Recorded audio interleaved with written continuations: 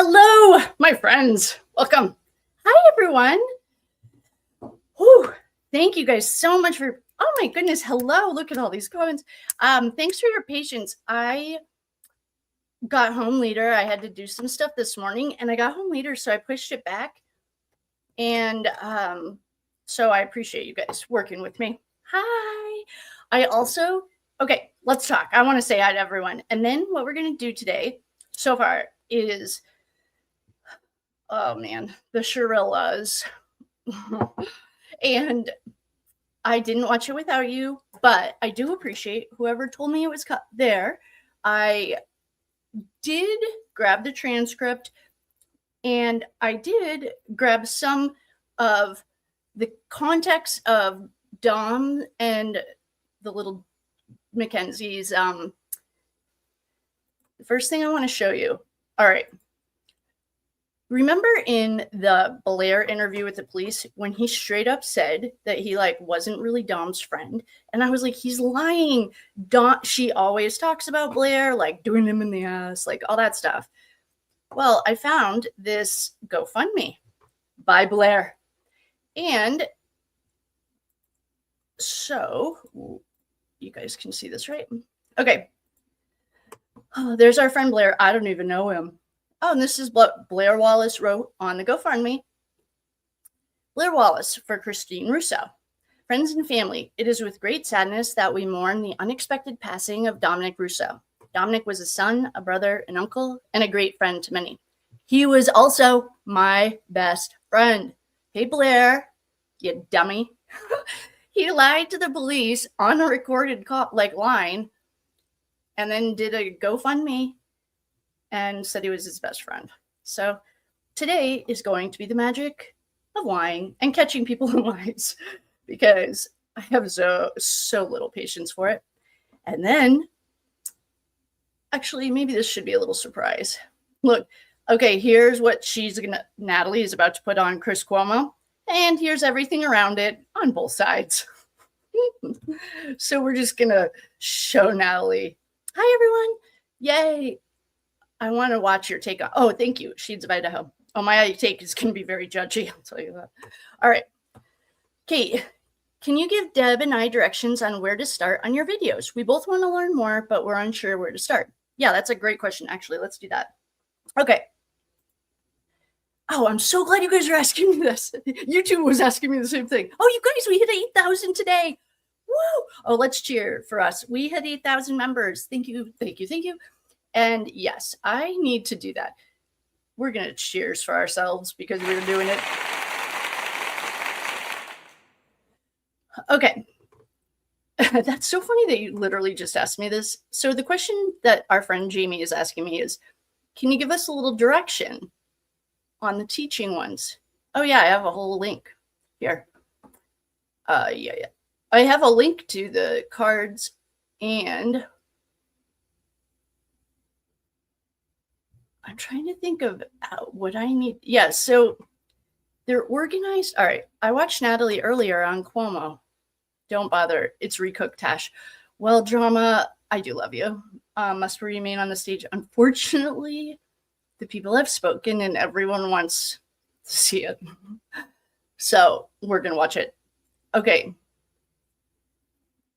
Let's do a members only right after this and talk organization. Sometimes I highly pride myself on my organization skills, and then sometimes I need some help. So we'll do a members only live after this, and we'll do that. And it'll be about I wonder if I hid them all. I bet I did. Oh, Bobby Smalls. Oh, Bobby. The other day when we played The Boys Are Back in Town, it got dinged for copyright. I was like, I thought if it was under 10 seconds. Here we go. But it did. Anyway, hi, Bobby. And drama, yes. Okay. No, you're not late. And Jamie Smalls, yes. We'll do it on members only so we can talk. You guys can help me too, because YouTube was asking me the same question. As a collective, we hit 8,000. We're closer to 10,000. Congratulations to us. Yay. Couldn't do it without you guys. I wouldn't do it without you guys. All right. So we have Natalie. The teaching ones, yeah. I bet you I hid them all. and there's probably a reason. There's probably something, and I will figure that out with you guys. And we might not even need to have a members only to talk about it. It might be something I just need to like sit down and do. But I think I know a playlist that's hidden right now. I don't know why it's hidden. Anyway, I'll think of it, and yes, I will get you guys going on that after this. All right, we are going to watch Cringe Fest. I will try to play as much as I possibly can without, actually, this I don't think gets copyrighted. I don't think that Chris Cuomo does. So I'll just interrupt as necessary. Oh, if you're new, welcome. If you're coming back, welcome back. If you're a new member, let us know, because I know I saw a couple new members. Oh, wait. Oh, Southie Girl. Didn't you used to be in here? Hi, Southie Girl. Are you a new member? Welcome. Hi, everyone. We have a new member. I thought I saw you. Okay. Back on track. We are going to listen to Chris Cuomo interview Natalie together. I have basically everything that we need to disprove the lies in real time, just from reading the transcripts. We have Chris Cuomo. Chris Cuomo is an agent. I would be willing to bet $1 million for a 3-letter agency. And he has an agenda. So what we need to do is have a come to Jesus moment on this book I'm writing. Well, maybe you guys can just help me write it. Like, you obviously, this is going to be, I'll write it, but maybe I'll start talking it out and explaining it to you guys. So as it's building, I'm making sure I'm not skipping anything. All right. That's something we need to have a talk about that, but not right now. All right. So I'm going to take a deep breath. Everyone grab a drink, grab a snack. What are you drinking? Where are you coming from? And we are going to do our very best. Did Natalie at least like not wear a dirty shirt she pulled out from the hamper to court? Like, I watched, what is that kid's name? Spidey, the body language guy. He was talking about, like, he doesn't know what's the worst part of Steve and Natalie, like them being so tone deaf, or the fact that they're so clueless that they're tone deaf. Like, him wearing the boom shirt is, to me, like just as bad as her wearing a tank top to court. And I don't mean like a suit and tie tank top, like a woman's suit. It looked to me like she just rolled in from the beach. I mean, I don't know. I guess there isn't a dress code it almost is like, all right, let's get this started. We're going to get this started. We're going to do this together. There will be interruptions. If you want to watch Chris Cuomo interview Natalie alone, please just throw it into Google and you can watch it alone. Today, we are going to react. If I get too wound up, I might have to mute myself. Sometimes I get so annoyed. That's exactly, yeah, Jamie, I hope so, because I'm hesitating to jump in until I kind of get a better feel for the order. Yeah, we'll talk about that. Yeah, we're going to talk about that together. All right, here we go. Let's make sure that the sound is good. Oh, I haven't even said Sacred Space yet.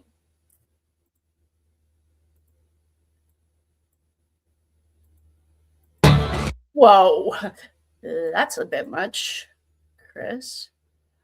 I'm just going to mute it past this one part because it's really loud right here. Okay.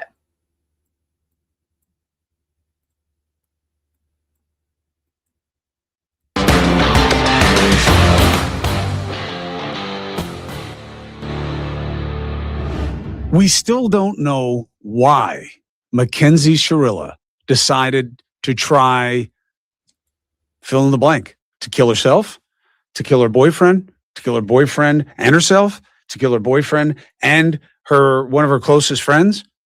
What was this about?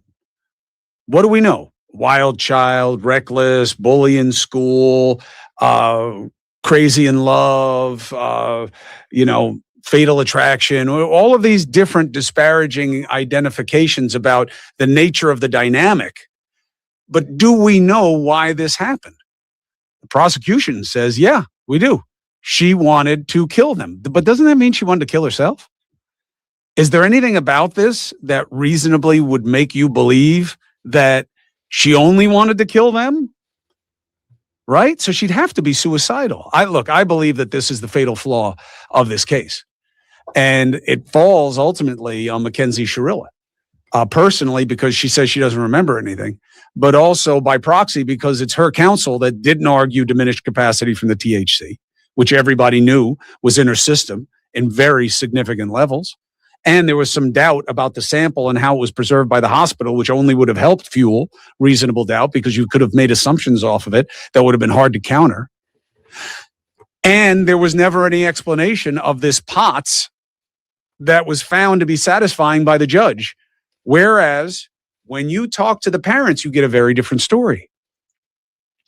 If only to understand why bench trial. Why no diminished capacity? Why'd you leave the THC alone? Why didn't she testify? Why hasn't she been hypnotized to try to recall it?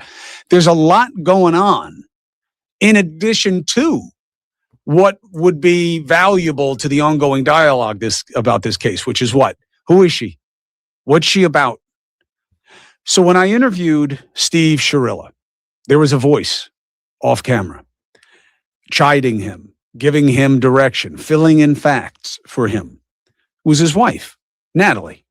Now, I did not exclude Natalie from the conversation. A lot of you have accused me of mansplaining, and I only wanted to talk to the guy. That's not the case.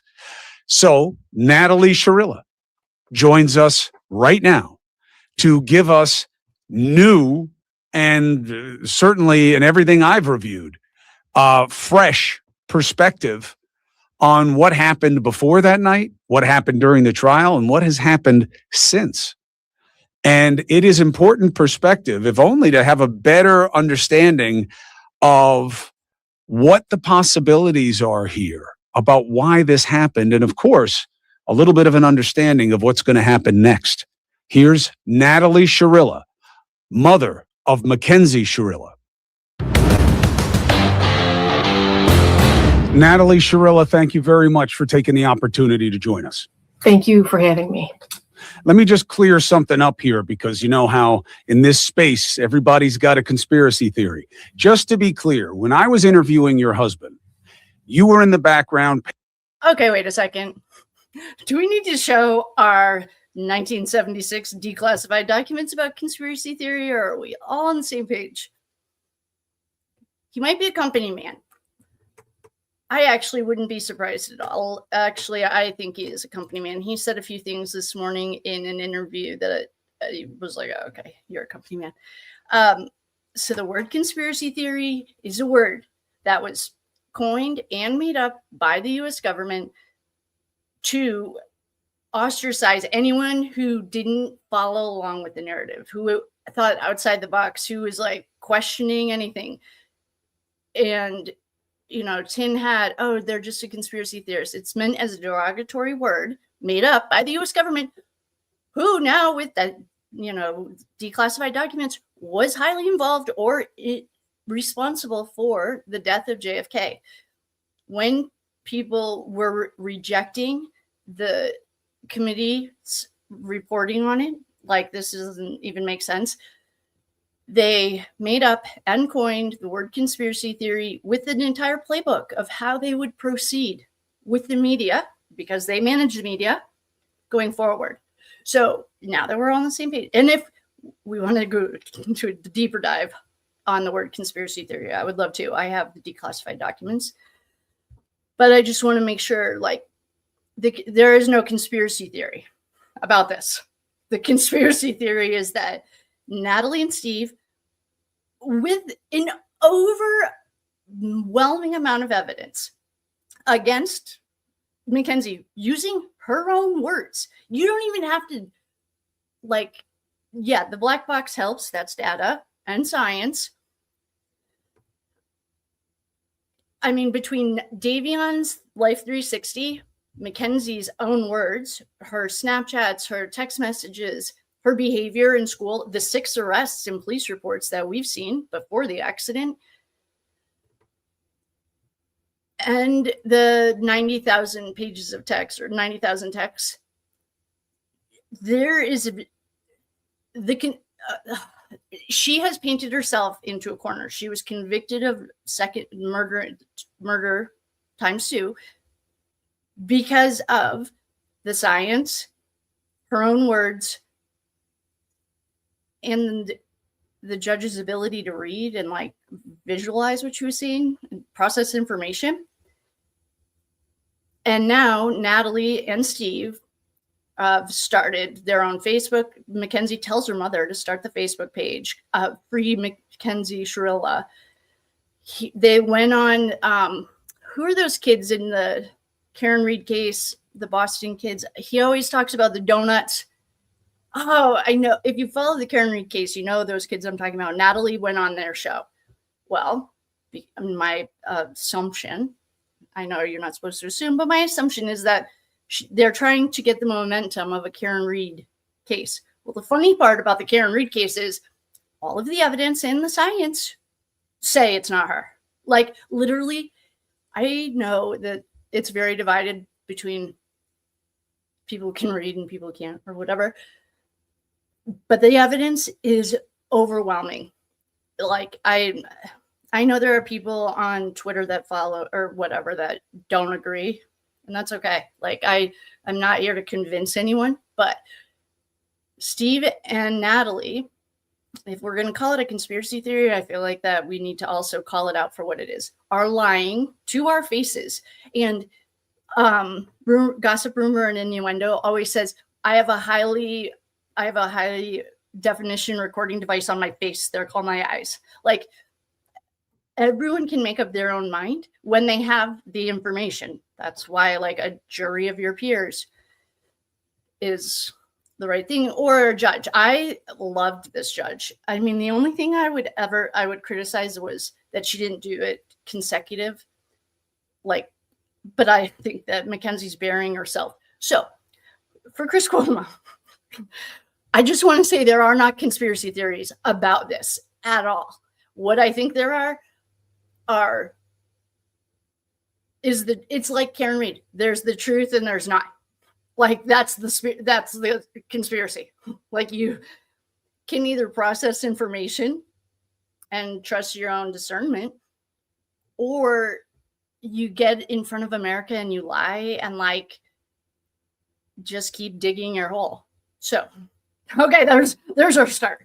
The start to this is not a conspiracy theory. No one thinks anything about a conspiracy theory. The only people that are thinking conspiracy theory are who? Like, I'm genuinely curious. All right, well, we just got through 1 second. All right, here we go. Paying attention. Just to be clear, you've always been invited. I didn't like box you out or just want your husband to speak for you or anything like that. Can you just assure people in the audience of that? No, I knew that. I I wasn't camera ready, so I wasn't sure if I didn't know if that was like his thing or I knew that I could always come on, but I was not camera ready at all. Okay, this is just me now being annoyed. Okay, another thing I want to say is we know that Mackenzie loved her cell phone. She has all the lighting. And okay, I get it. I was a rookie at this, and one of our friends probably told me to get one of these like lights. I'm sure that's how it happened. Like, these two literally could. I know that perhaps money's tight, but you can literally order a camera or a light on Amazon. I'm sure Mackenzie has like 10 of them in her bedroom, so that they don't look like. So I think it would just present a little bit more professional. I know that like professionalism isn't exactly what they're trying to go for, but if you're speaking on behalf of your daughter who was just convicted, or not just, and got her appeal denied, I mean, they can try to take it to the feds, but I think they're going to get buried if they try to take it to the feds. I don't think that is a good idea, because based on the like police reports we've seen, that one of them was DEA we haven't seen the U.S. Marshals report, and we saw the Strongville report. They will. I think that will. Yeah, take it to the federal government, Mackenzie. I think that's a really good idea. No, I don't. But I'm just kind of like nitpicking because I'm annoyed with like the unprofessionalism and like, yeah, maybe she's a hippie, maybe they're, cool and calm and collected. But it's also like you are representing your family as like the mom. You are the matriarch. Like, trust me. I don't even know how to like pretend. Like, I know that Diane Russo is not, these are two different families.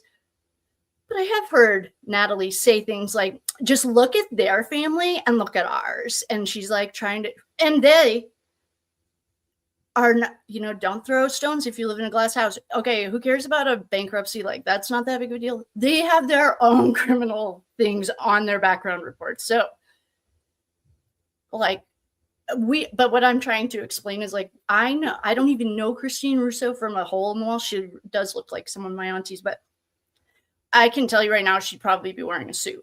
If she was going to talk to Chris Cuomo, one of the most influential watched news anchors, like everyone knows who Chris Cuomo is, to discuss the innocence of their daughter.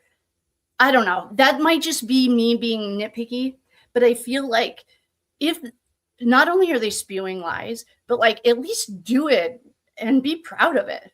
Like put on a suit or get one of these little lights that I know Mackenzie has. I've seen 400 of her pictures.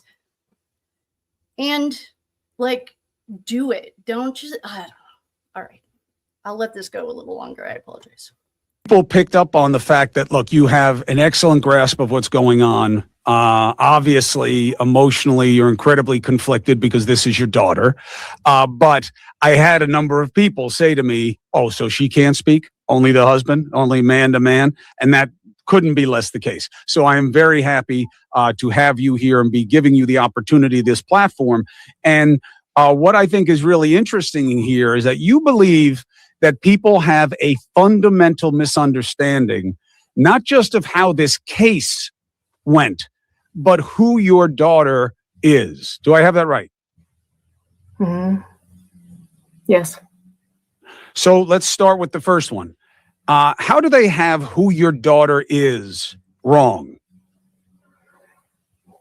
It's the best way I can describe it is like, would you want to be judged on one, your worst moments, two, challenges that you were dealing with in your life, situations that you were trying to learn how to navigate at a super, super young age and not really sure how to do it or if you're even doing it right, maybe stumbling through things. No, life is full of all kinds. No, that's why you have a mom who gives you some boundaries and some rules. If you're stumbling through, okay, fine. If we're going to play this like close-knit family, fine. If you're stumbling through these things at a really young age, why? Like, why? Okay, she's 15 and she's stumbling through drug use. We know that because we've seen the texts. But like for a 15-year-old, that's like an 8th grader. Why is that on her table? Like, okay, so why don't we rein in the like fact that she's literally she's like a toddler without any rules who's now in an adult body who has access to X, Y, and Z. No one. Okay, another thing, Natalie. No one thinks that anyone should be judged on their worst night. Trust me, I get it, like 100%. But the only problem for your little sweet daughter is from the phone dump, we have 2 years of her behavior that is not nice or cool or engaging or makes me want to talk to her. We have at least 6 police reports from before the accident of her being a menace to society. She's getting suspended. She's skipping school. She's bullying. She's trying to fight people. And like, this is not downtown Chicago. This isn't even downtown Cleveland. This is the burbs. Like, what are you doing? So no, Natalie, we don't think that anyone should be judged on the worst moment of their life. But your daughter gave us 2 years, 6 police reports, and probably 2 accidents. The more this stuff's getting released, like, to judge her on. Oh, and all of her social media that we could have found if we cared, if we knew about her. So no, Natalie, no one is judging your daughter on the worst moment of her life. We're judging her on the 2 years of information that we have prior to the accident. And this is when the momming comes in. Like, I'm not a mom, I'm an auntie. But thanks to you, I did have a talk about your cars are your weapons, and your only job is to get your guests and your passengers there safely. Because I would assume, I didn't even know you had to have that conversation with people. It's like so obvious, but maybe my parents had that talk with me and now we get to pass it on. That's the whole momming, that like mom part. You are not being her mother. You're trying to be your bestie. It's painful to watch you. The challenges and everything, and you surround yourself with good people that can help you get through those things, and then hopefully you grow through those moments and figure out how to do better and be better next time. But she was so, I'm going to cry again, she was so little that it's... Okay, one more thing. Chris Cuomo, can someone look up when his birthday is? I feel like he might be a Virgo, only because my best friend's a Virgo, and you literally, we could play poker with Chris Hansen. Chris Hansen. Oh, God. Oh, speaking of Chris Hansen, did you guys see that Corey Richins, the drug dealer, just got busted in a 14-year-old sting with 14-year-olds? That's a different witness. But Chris Cuomo is probably the worst poker player ever. But one thing I did hear AG Tactical say, and I was going to run it. Maybe I'll run it while we're watching this. How many times she says, I'm going to cry. AG Tactical ripped her apart. I'm going to put it into the ChatGPT and ask it how many times. I think it's literally like, well, AG Tactical said it was 50. So I don't know. All right, we're going in. Southie Girl 360. Thanks for coming. Southie, I love you. Thanks for being here. Welcome to the family. I had to take you down because we're going to listen, and I'm going to run this report really quickly. It's hard because she is like a young teenager who's going through, teenage challenge stuff, and that's how she's being judged against, and that's not who she is. You're going to be judged on who you are based on the challenges that you're going through, so it's kind of unfair. When you say challenges that you're going through, help us understand what that means. So like situations at school, right, with other kids. Okay, wait. Every time judged on who you are based on the challenges that every time I see Steve Shirilla doing something really dumb, I think of AG Tactical, because he calls him Low Test Steve. Look at what he's doing in this picture. He's doing what is that face? When the little high school girls do the puckered lips or whatever. Look at what he's doing. Oh, he's doing the same face that Mackenzie's doing. Look, here's Steve. Oh, easy, Steve. Okay. There. When you say challenges that you're going through, help us understand what that means. So like situations at school, right, with other kids who are not kind, not kind to her or not kind to her friends or people she loves. She would always kind of insert herself into those situations to defend her friends, and rightfully so. I mean, we all want friends to do that for us, but then sometimes she would get in trouble for inserting herself into their situations and stuff. So we would kind of talk through those, and it's not that she's not right. It's just you got to follow the chain of command, the proper protocol to get things done and stuff. So she was just so little. She's just kind of learning how to be effective in those situations. You know what I hate? Leaving a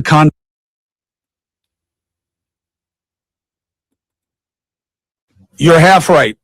She was involved in a lot of stuff. Was done and stuff there. When you say challenges that you're going through, help us understand what that means. Remembering what Sometimes there are some teachers at the school who like her strength and they like her spirit and they try to cultivate that and help her, guide her through doing it and communicating effectively to get that way. There are some teachers that super didn't. There's a lot of teachers that don't appreciate the strength in a child or a younger teenager, and they just want them to kind of fall in line. But there are some teachers that appreciated it. So it just really depends on who you're talking to. If you're talking to a friend that she was sticking up for, then she may be a bully to the other person. It just depends on who you're talking to. I understand. Right now I'm talking to her mom. And we are going to read the police reports together then on her bullying, her fighting, her throwing punches at teachers. Like, this is in downtown New York City. This is the burbs, like white people privilege burbs. So I was just thinking that we have not read together the police reports from before the accident, but there are about 6 of them. I mean, I don't really know if we need to bury her in her own words, but we could. That's a thought. Okay. And what I want to make sure is that you know where I'm coming from on this. I'm a pretty open and transparent person in terms of how I practice my journalism. There are a lot of things out there that you say are wrong, and I want to give you the opportunity to address them. So I'm not here to judge you or your answers. As we all know, there are plenty of people who are ready and willing to do that. But I want to make sure that our understanding of this situation benefits from the full complement of perspectives. Sure. And what I learned in covering this case and looking at it was, until I spoke to your husband, as informed by your perspective in the background, I had no idea how at odds with the attorney and their strategy you had been. So that's where I'm coming from, that I just want to understand all pieces. Okay. One more thing. When Steve Shirilla is talking about this defense attorney, he wasn't a public defender. They found him. Christine Russo told us this in her police interview. They found him and paid for a defense attorney. So they can talk all this stuff about how he went behind their back and he did it. No, you're writing the check. You found him. The court, she didn't get a free attorney.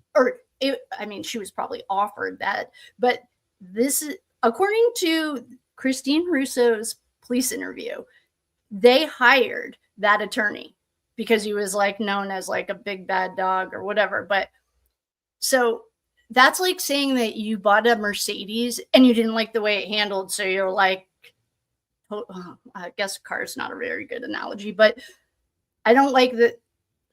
I guess it goes back to like not taking any responsibility. They did not use a public defender. They hired a defense attorney and okay. So what did you guys want? It's not like you had a free attorney. You paid for it, you dummy. This to understand how we got here. So the next piece of perspective on it is, well, we got here because Mackenzie Shirilla wasn't just a kid experimenting with drugs. This was a heavy duty, hard hitter, wild child. And whether that was how she conducted her relationship and how she felt about Dom and how she felt about life and death, this was an extreme personality type who was open to reckless behavior. And that's how we got here. Fair assessment. Oh my goodness. No. Let me tell you who Mackenzie is. She loves her family. She loves her friends fiercely. She's an adventurer. She's the friend that you have who will wake up in the morning and wants to seize the day. Like, let's go kayaking. Let's go roller skating. It's pretty outside. Let's go hiking. Let's do whatever. She likes to go take pictures. That's, wherever abandoned buildings like they do, the kids go. Another thing, I've seen this picture before. To me, she just looks like a little girl. Like, she looks so young here. She looks like an 8th grader. And I am not talking any shit about Dom at all, but it's like, Doesn't she look super young? She looks really, really young here. I don't know. I just think that perhaps there are some we all know there are parenting things. To all these abandoned girls take pictures. She's not reckless, and I know in some of the photos it does appear that way, but I mean, I've done things as a child that my parents probably wouldn't approved of. I hung around with some friends I probably shouldn't have. Did it mean I was reckless? No. It just means I was a teenager trying to figure life out. So she's not reckless or like a wild child. She was fun. She was vibrant, adventurous. She was fun. What do people have? Look, I know this is hard for you, and I know you keep catching yourself talking about her in the past tense. And okay, wait, I have another comment. So pick. All right, what side are we on today, Natalie? Because you are talking about her today like she's a child. From the pictures that we have, and we know you followed her on social media, she looks, to me, and this is so judgy, but to me, if that was one of my nieces on a vacation with her family, she looks to me like she's in 8th grade. Leave the boyfriend at home. I don't know, bring a girlfriend.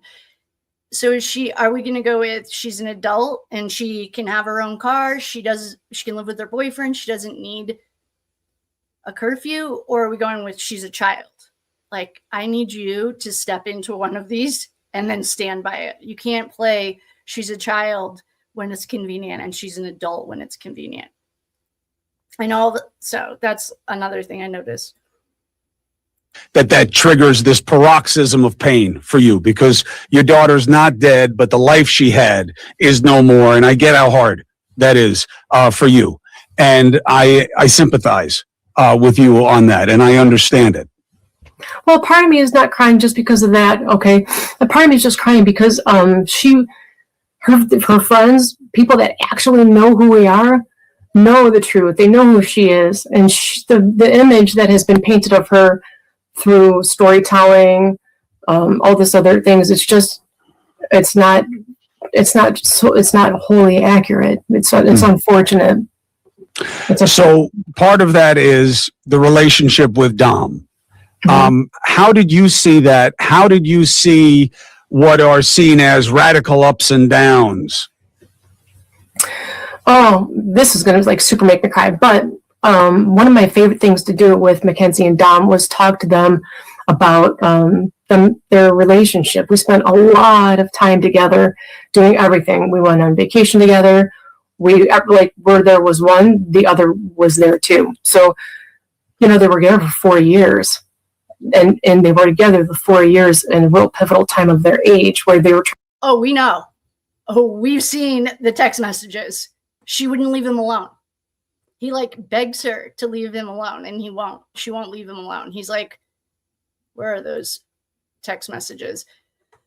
I can't even tell you how many of these are asking her to go home.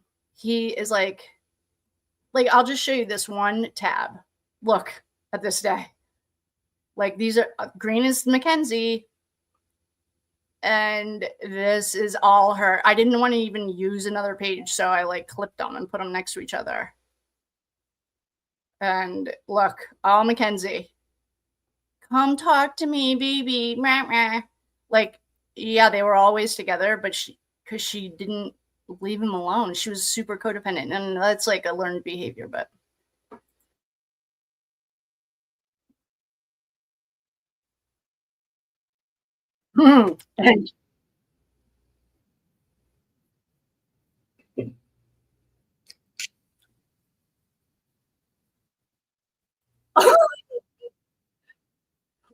One of the things I hated was when my mother-in-law tried to step into my marriage.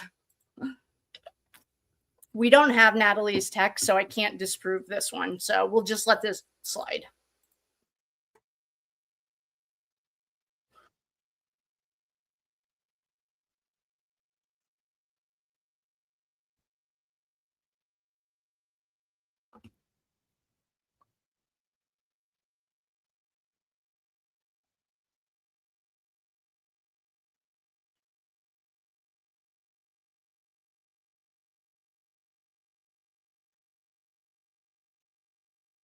Actually, let's look in Mackenzie's text on July 1st of 22 and see what's going on, because we just read those last week or the other day.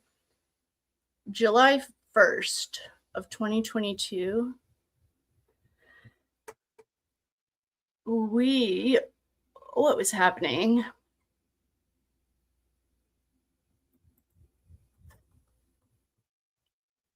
Oh, this is when he read his narcissism book. And he's like, you're a narcissist. And I don't want to be with you if you are going to be a prostitute and a narcissist. Okay, July 1st. Here we go. I am pulling. Okay, here's July 1st.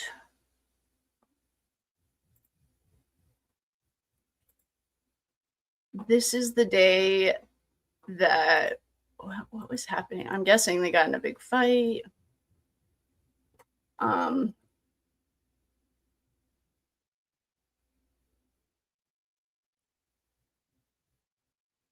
Oh, this is when she didn't know how to like order the things.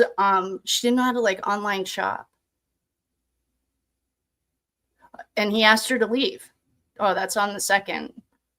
Oh, the first was a slow day for us. How long? Where are you? I'm here. Where are you? Where are you? That's what was happening on the 1st. Okay.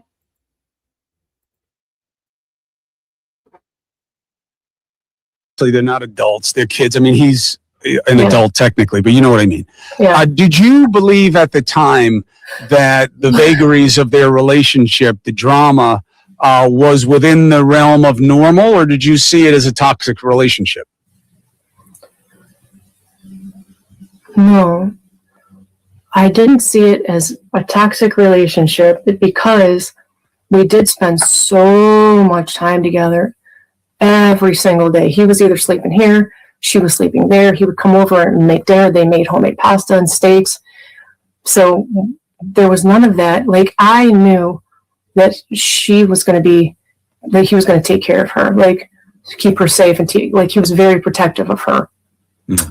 And then I also knew that she was protecting him.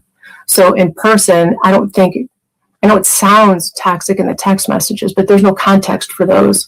That's not who they were. And one of the things I always tell people is who Dom looks like on paper.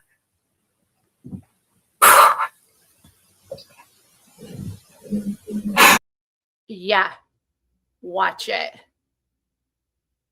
Like, we don't speak ill of the dead, and you shouldn't either.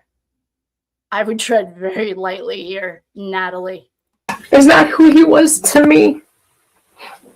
So what they look like on paper, it's not who they were. It's just not who they were. They were very close.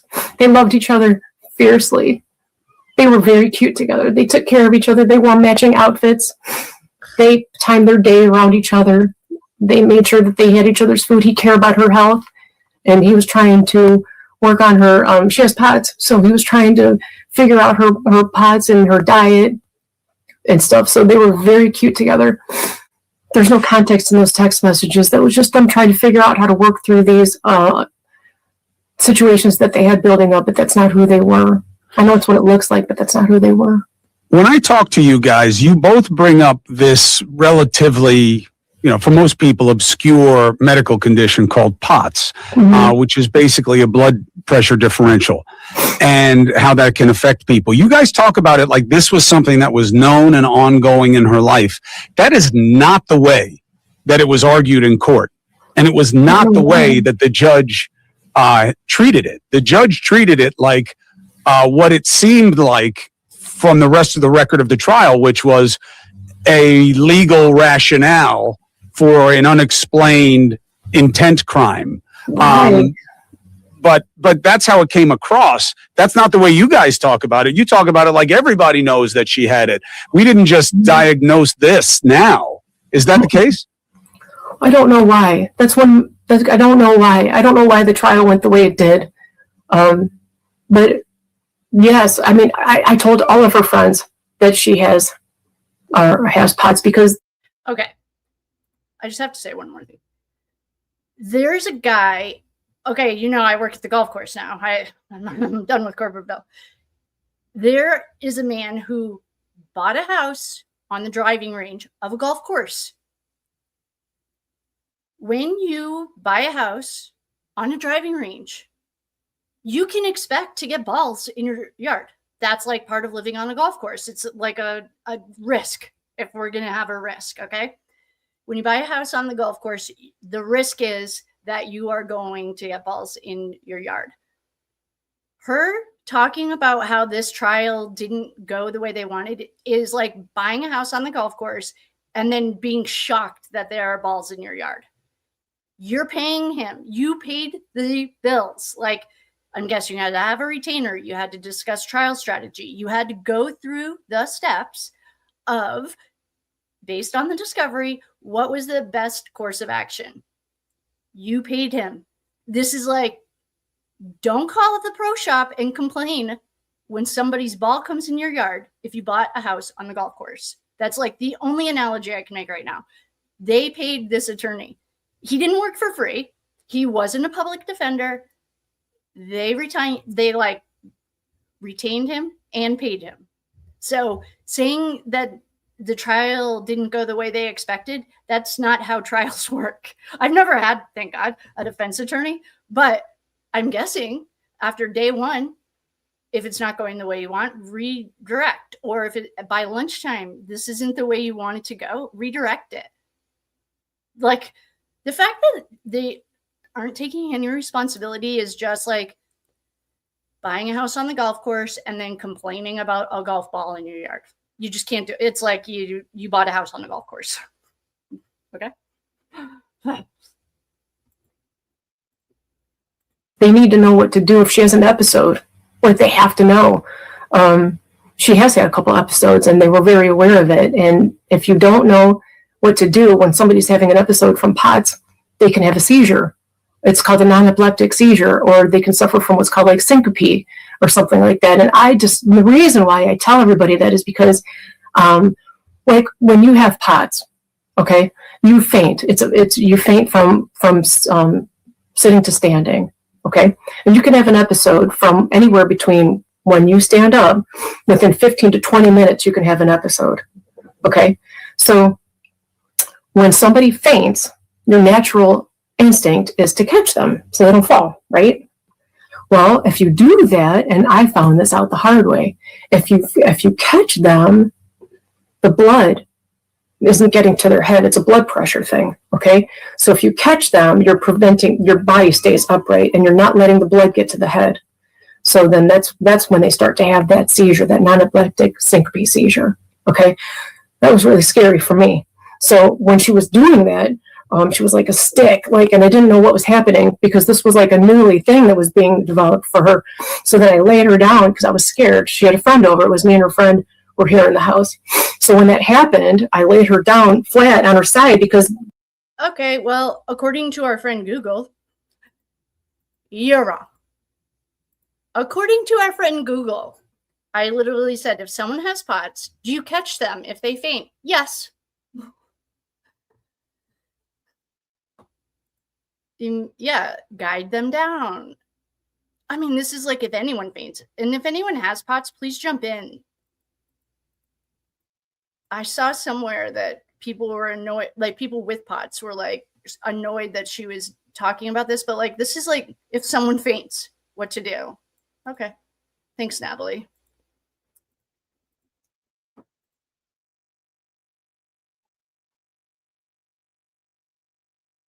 So I laid her on her side, and by doing that, the blood was able to get back in her head, and then she finally came out of it. So I had to tell her friends, please don't catch her if she's having an episode because she needs to lay down. Like, she either needs to lay down, or if she's in the process of having an episode, make sure to put her head between her knees. The blood has to get to her head somehow. So I had to make sure to tell everybody. I told the teachers at school. I told all of her friends, new friends, old friends, everybody, because they have to know what to do to help her. When Mackenzie has experienced episodes of POTS, when they pass, has she claimed a lack of memory of the event? So I didn't ask her. Remember, it was just the one. And I didn't ask her if she had any recollection of anything because I didn't need to, you know, wasn't like a thing. So, and it also was pretty short lived, also not followed by a traumatic head injury either. So I don't know if she had any recollection of that. The next point of perspective is what people have seen on social media after the event and even after your daughter's incarceration. And it is an extension of this wild child, very self-indulgent, maybe, taking girlfriends or lovers in prison. It's all about feeding a picture of her as just all about her appetites. And again, extreme.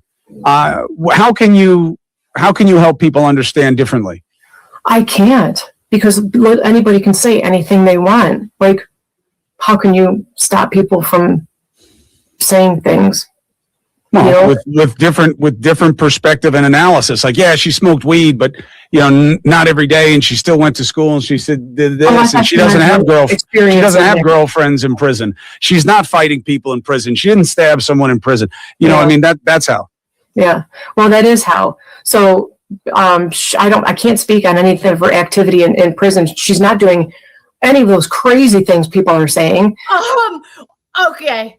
Where's our lie detector test? Because that's a lie. We sat here together as a group and read every single one of her offenses. No, the lie detector determined that was a lie.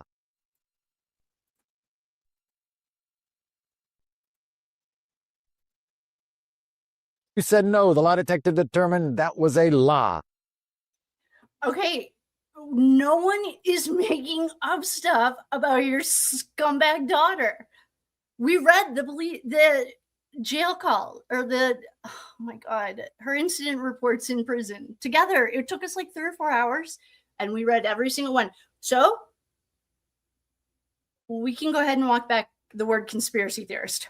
We have eyes. We read them together. Together we read her prison.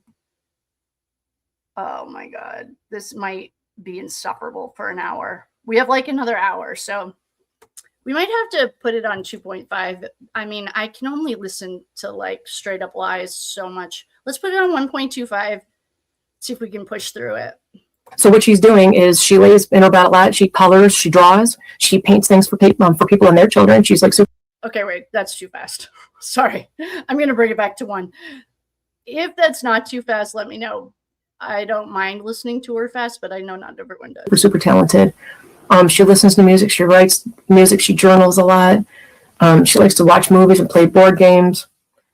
She doesn't like drama, so she tries to avoid that. And if there is, then she's always the first one to extend the olive branch to whoever it is to move on from there, because she likes to bring people together. So how do you explain what is reported as an unusual amount of misconduct tickets for violating prison rules? I love Chris Cuomo's shade right now. He's like, oh, she likes to color? That's funny. They did say that the night that this accident happened, they were coloring. Oh, you're saying she lays in her bed a lot. Oh, I see. Okay. And then the whole time, he doesn't even show the mom. He's showing all of the headlines of her like discretions. That's like, that was funny. Thank you for that. So contraband isn't like drugs. It just means that you have something that's not on your vault list.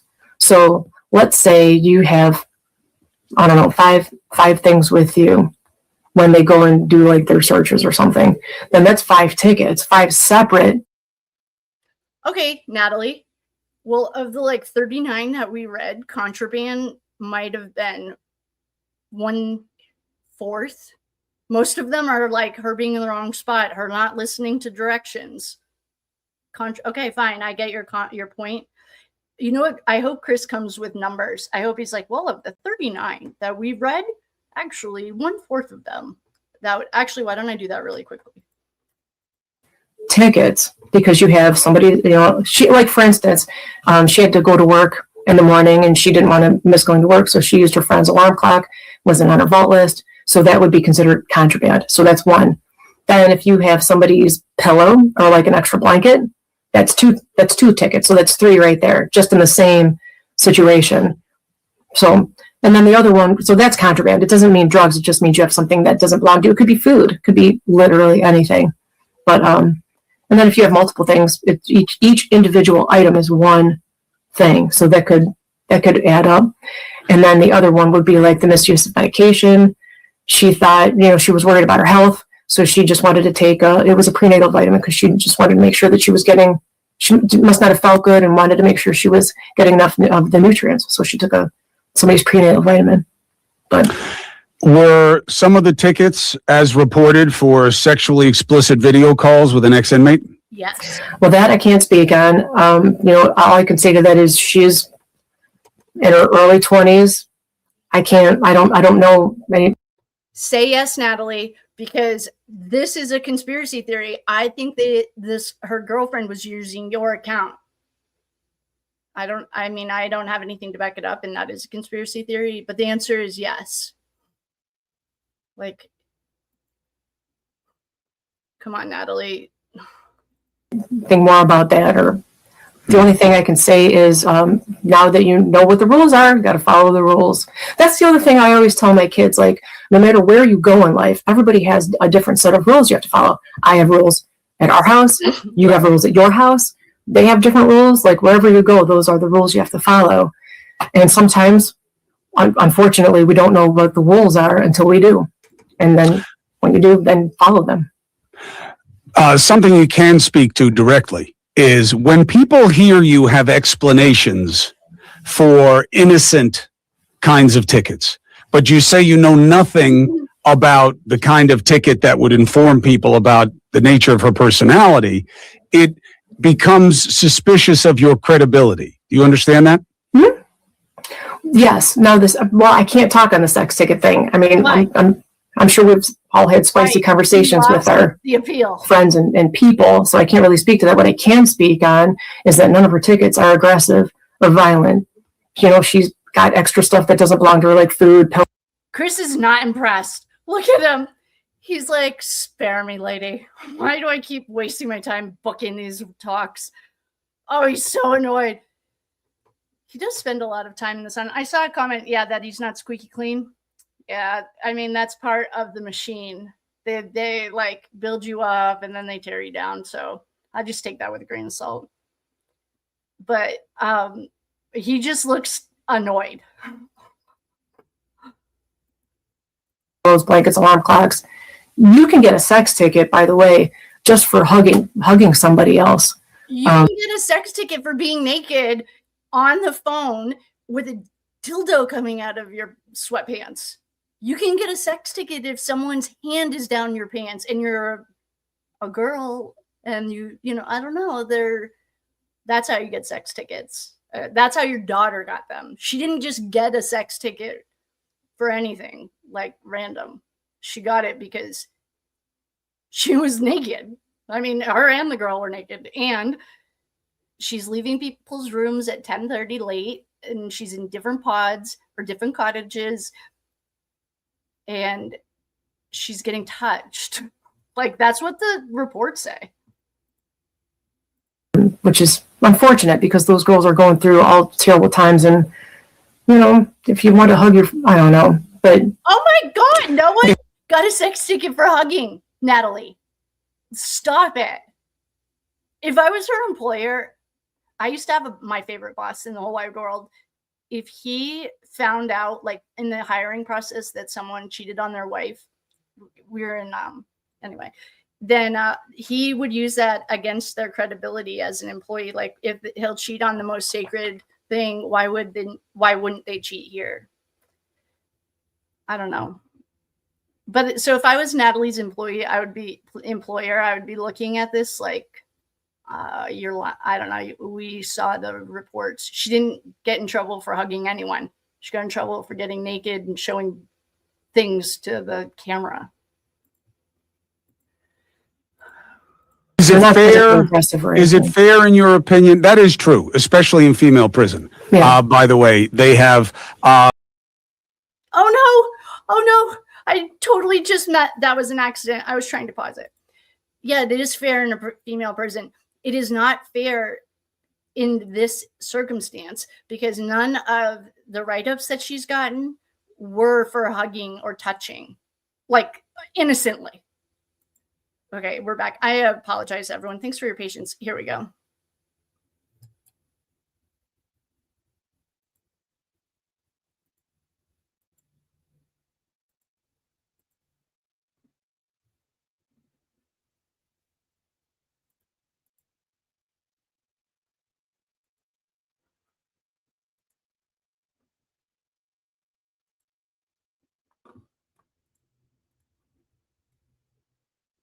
Oh, don't worry, I got it. Which is a weird word to use because it comes from fraternity, which has to do with males, even though it's about females, but we have ability. You understand that?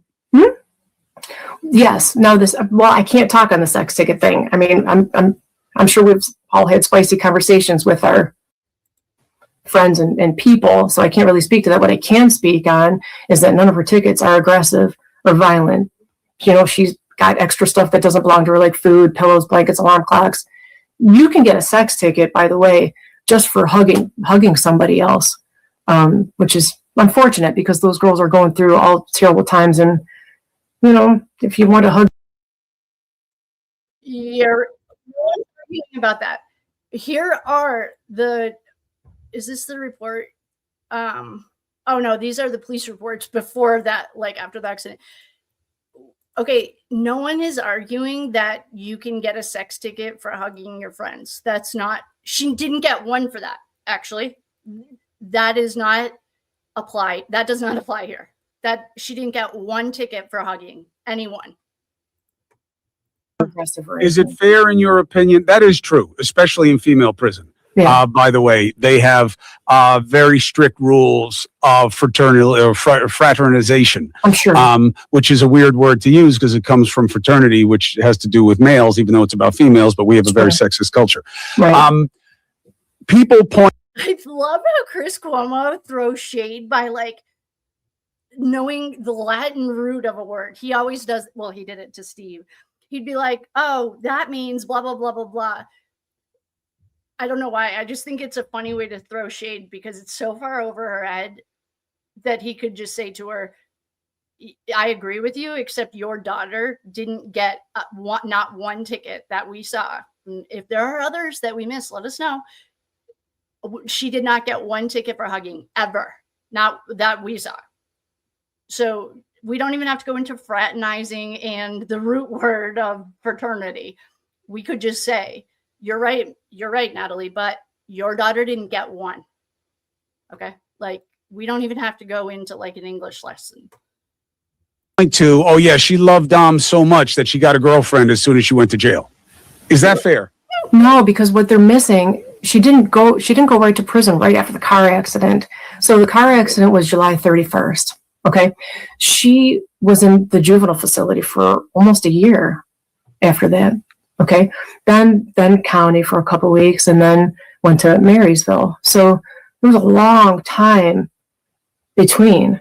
I mean, and people, you know, we do gotta move on at some point, right? So the whole time when she was home, obviously she was going through nothing, laying in bed, crying all day long, going through his photos, wearing his clothes, listening to his music, writing about him, thinking about him, talking about him, going to the grave, going to the memorial, like every day. Same thing happened in the juvenile facility. She kept a journal and wrote to him every day and talked to his family members on the phone every day. And then even when she went to Marysville for a little while, she had his photos. Dom and Davion's photos were all over her bed area and wrote in the journal like every day. So. Okay, Chris, now it's time to show the Kid Cudi concert tickets, like the concert pictures. And in her defense, I did just Google how long did it take, how much time passed between Mackenzie Shirilla's car accident and going to the women's prison. It was 1 year, 1 month, and 28 days. So in her defense, Okay, so it was a year out, approximately like 397 days. Okay, in her defense, fine. It's not, they're missing a time frame. Their time has passed. A lot of time has passed. You say your daughter is struggling. Mm-hmm. Why? Because it's almost like she's trapped in a nightmare that she has no memory of, and can't even, she's never seen the evidence. She's never seen the discovery. She's never seen anything. So she's almost trapped in a nightmare that she. Okay, then whose fault is that? We can go back to the discovery. You hired the defense attorney that represented your daughter on trial for murder ×2. Why didn't she see any of it? Like, these are all the things that you could have done for her, or you can just get the FOIA drop that we all just got and send them to her. Like, she has time. She could even grab it. She could get the FOIA drop. Like, why not? Like, why not?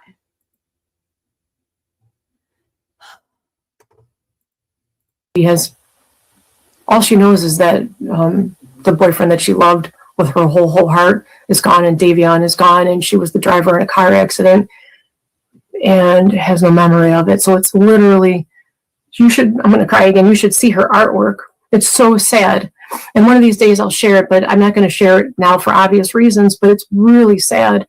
She does self-portraits of herself where she has like a thorn, like a rose of thorns around her neck, or like her mouth is sewn shut, and she's got all these question marks around her head, like why, and like where's Dom, like what happened, and Davion. It's like, I want to see it. I want to see a picture of it. Let's see it. I mean, you can say that all day long. Where is it? Like, so sad. She's literally trapped in this nightmare. And so she struggles mentally with that part, and I feel bad for everybody.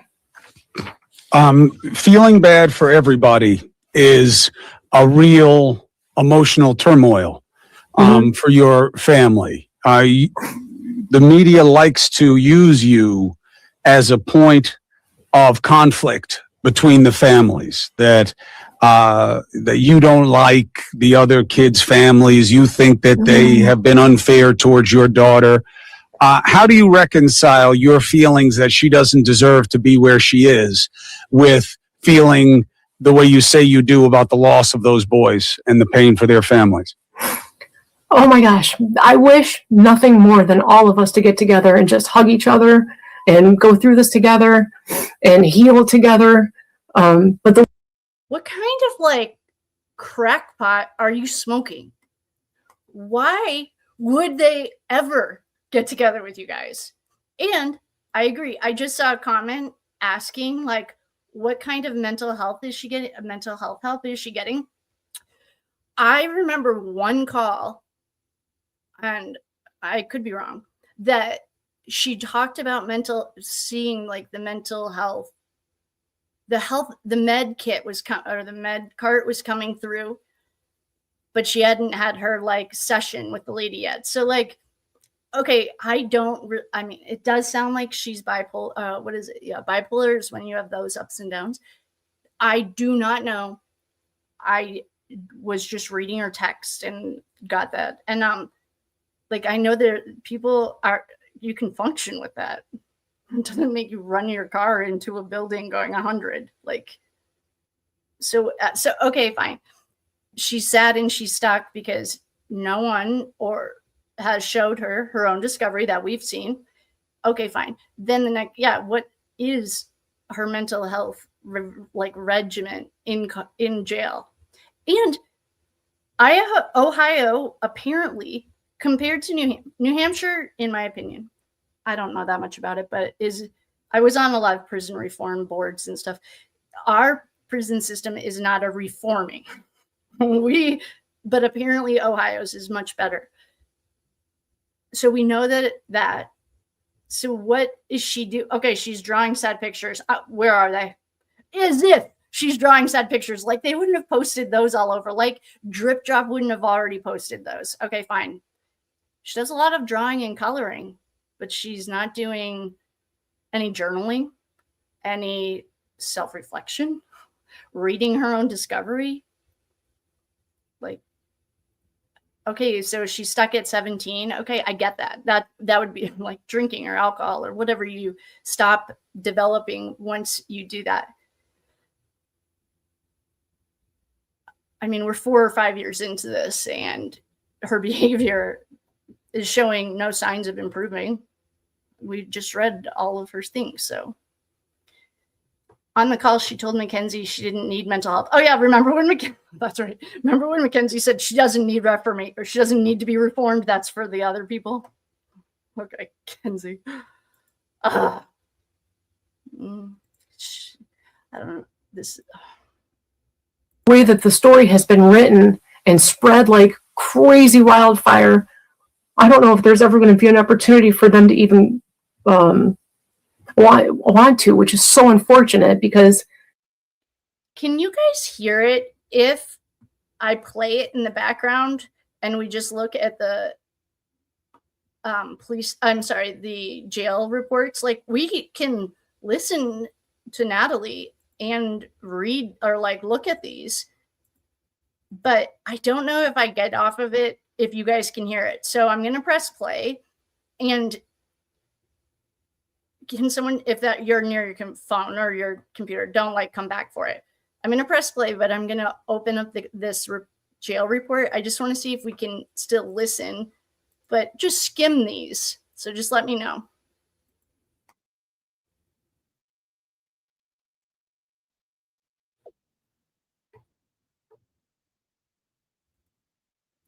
Okay. Yes, you could. Okay, cool. I'm in New Hampshire. Okay, wait. Drip Drop has gone silent now. Yeah, that was another question that I had for Natalie and Steve. Steve came out here on his My Daughter's Innocent tour and like raved about TikTok or Drip Drop's logo. Why didn't he go on Drip Drop to like be interviewed? Like, that was something that I was like, okay, so you're talking about this wonderful TikToker or, you know, YouTuber. Oh, then why don't you go on his channel and give an interview? We know that would have been an easy one, but he didn't. And it is funny that Drip Drop is unusually quiet. Oh, you couldn't hear Natalie when I was scrolling? Thank you. That's perfect. That's all I wanted to know. Okay, we're going to get back to the video. it's so hard for them to watch, because every time it's in the news, it's like, God, it's been constantly in the news for 4 years. And I know that when it is, it's got to be hard for them to see. No, it hasn't. It has not been in the news for 4 years. 2 years ago, it was in the news with the trial and the sentencing. Then it was quiet. And then you guys decided to get a deal with Netflix, make a documentary, and the entire world got on board and saw it. Yeah, I know. Rose done. I get it. Right. No. This has not been in the news every single day for 4 years. This was in the news during the trial, per usual. And then, I am guessing the machine decided that it needed to kick it back up and dropped a Netflix documentary. And now it's all over. So, no, I disagree. It hasn't been in the news for 4 years. It's been in the news for 6 weeks and 2 years ago. It's like picking at a scab. I always say it's like picking at a scab that's never going to heal. Like, it's never, ever had a chance to heal because it's so in the limelight. So I do feel bad for them because it's a constant reminder that their kids are gone. But I can't, I wish it was private. I wish we could fight this privately so that they don't have to see it, because my heart breaks for them. It breaks for them. But I can also hope privately, I hope that as this information comes out, that there might be a chance that they can see it wasn't intentional, and maybe it'll make them feel a little bit better knowing their boys were loved so much, and it wasn't this crazy intentional act that that they made it seem by this ridiculous story that's not true. The idea for the prosecution's case to be beyond reasonable doubt, the judge had to believe that Mackenzie Shirilla was suicidal, because obviously, reasonably, what she did would have killed everybody. What does that mean to you that the law found that your daughter had to be suicidal in order to do this? I don't understand that part, because if that's what she felt, then why wouldn't they ask for a psych eval or medical analysis or something, like find out or Well, they don't have to. You could have, but the prosecution doesn't have to do that. They're looking for facts of what was done, yeah. and whether or not the way it was done informs them as to the intent that the crime required. Yes, they're supposed to look for inculpatory and exculpatory, but not on that level necessarily. That was what you would have done. What your team would have done is argued all the THC in her system, that maybe it was that. She doesn't remember. It's a very bad fact for your daughter in this situation, because even when you say something like there were 3 people in that car, anything could have happened. Yeah, but only one of them survived, and she's the only one that would know. And I'm sympathetic to your and your husband's point that, hey, if anybody wanted to just make up a story and get out of this, she would have done that already. So she must actually not know what happened. That's a fair point. That's a fair point of pushback. Yeah. But when they look at it, anything could have happened. What do you think could have happened in that car? Wait, can we go back I want to address your one question about her not being suicidal. Okay. Well, yes, because I'm not saying whether she is or. Wait a second. I do have a shitload of text messages that will disagree with that. And I have them all right here. Literally. I ran a report and they were like, I can't even remember the number, but I have a report from her text messages of her talking about wanting to unalive herself. Oh, wait, this is the real one. I just took screenshots. Okay, KMS. She says it a lot. I actually, while we're doing this, look, Ken's, I'm in a bad mood, go home. Like, she says, KMS.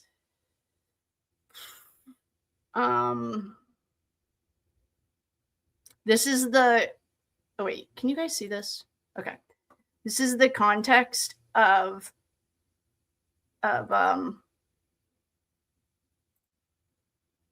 this is the context. Okay, so Natalie shows these texts. The only reason it went this far is because you tried to end my life. Well, guess what we did? We found all the texts around it and put them in here so that we could just look. I'm already nervous driving in the rain.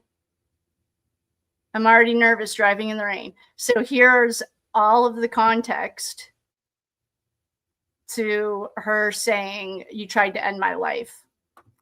Natalie, when you play with fire, you are going to get burned. Listen, I'm saying that in order for her to do this the way the prosecution says, she must have been ready to kill herself. No. So there's text messages where she was that night, the night before the car accident. She's confirming. Where are they? Honest to God, where are they, Natalie? Oh, we've looked. Oh, Kendall, thank you so much. Yay! Can everyone drop a heart for Kendall? Thanks for showing the love, Kendall. $4.99. We saw the text messages. There are not text messages from the night of the car accident. Literally on the 30th. Here, I'll show it to you guys really quickly. It says the 30th. Car done. Turn it down or off. Okay, wait. I have to do the voice. Car done. Turn it down or off. That shit is annoying and loud. Okay, that's the day of the accident. Now, what is Natalie about to say? There are text messages, that just happen to not be part of the dump, don't fuck with me, Natalie, because I'm going to show you every single time that you're lying. All right, let's hear it, Natalie. Show me that where these text messages are. I'm ready.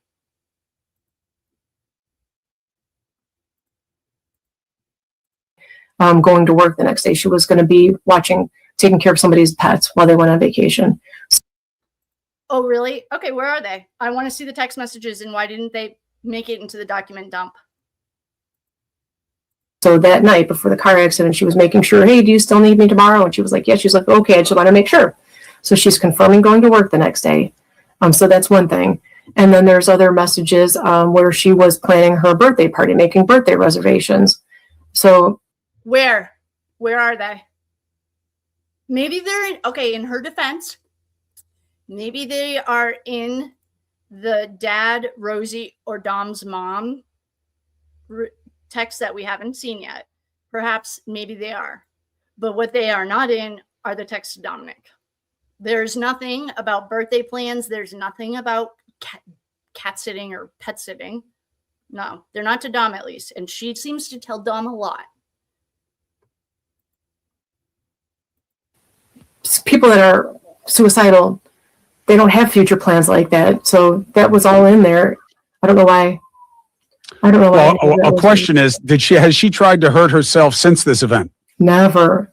She loves life and herself and loves her family way too much. Never, ever. Okay, fine. She's in prison. Like, the only person who successfully unalived himself, Epstein. Yeah, right. I mean, it's a joke. Okay, so she's in prison. Chris, ask Natalie how many times she threatened to KMS herself in just the text messages to Dom. Or was that manipulating? Like, Natalie, why don't you explain this? I don't think... I know this is going to be an annoying way for me to describe this, but I've always felt that this was one of the biggest reasons I would have wanted a jury trial. Look, I get that counsel could have been worried that there was too much propaganda out there and that everybody was going to hate her and she wasn't going to testify and it was going to be too tough.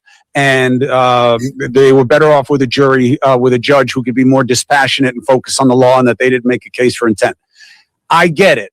However, this one question, she had to have wanted to kill herself because reasonably what she did should have killed everybody in the car. Right. So she must have been suicidal. Okay.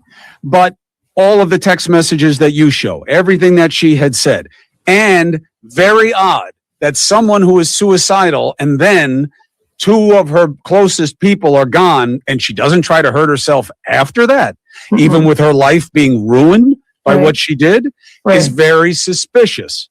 And it would have been, I think, something that weighed on a jury. At least some of them would have been like, well, that's weird. It doesn't seem like she was suicidal. Well, then maybe something else happened. And that's called reasonable doubt. That's right. But that did not happen in this trial because of your team's choices. I don't know why. Oh, God. Spare me tears. You know, my husband and I, we weren't in. Wait. Who was it that was just in trial? Oh, was it Corey Richens? Who kept like having to dab herself, but there were no tears coming out. Like, okay, Natalie, I'll have what she's having. There, I was a witness and he was a potential witness, so we were not allowed in there to hear what he was saying or not saying. Or look, Chris, I think what we should do, I'm just going to start taking screenshots of Chris's face because he's actually a Leo. I just checked his birth. He's not a Virgo. I thought he was a Virgo because my best friend cannot keep her face straight. Like she would lose at poker. Chris is so not impressed. He can't even like pretend. Doing or not doing or presenting. So she only had one day for her defense and then it was over. And then the things I found out after the trial, I don't know what happened. Something's wrong. Something's wrong somewhere. I don't know. I don't understand a lot. What is the plan going forward? I'm finding that this appellate process is being stuck in quicksand. During this process, I've talked to many different appellate attorneys, and they've all said, we've lost our way. Our country's lost our way. Our appellate process has gone from really caring about doing what's right and more about procedural errors. So I have no choice but to be guided by hope that that somebody somewhere will be able to look at this critically and see in black and white that there was no proof of intent and things that were not presented in the trial that could have proven that. I'm just guided by hope. I'm just going to keep going, and I feel bad for the families because I am going to keep going. But I hope that they would also do this for their kids too. Their kids would want them to do this for them too. If something was wrong, if there was a true wrong, like if they were convicted incorrectly, they should be doing this for their kids too. Are you able to put yourself in their situation where you have reason to believe that the reason your daughter is gone is because of a crazy ex-boyfriend who just didn't give a shit about anything except what he felt in the moment? And that they do have good reason to believe that at this point, based on what's been in the trial and what's been reported around it. Mm-hmm. How do you think you'd feel if that were your mindset?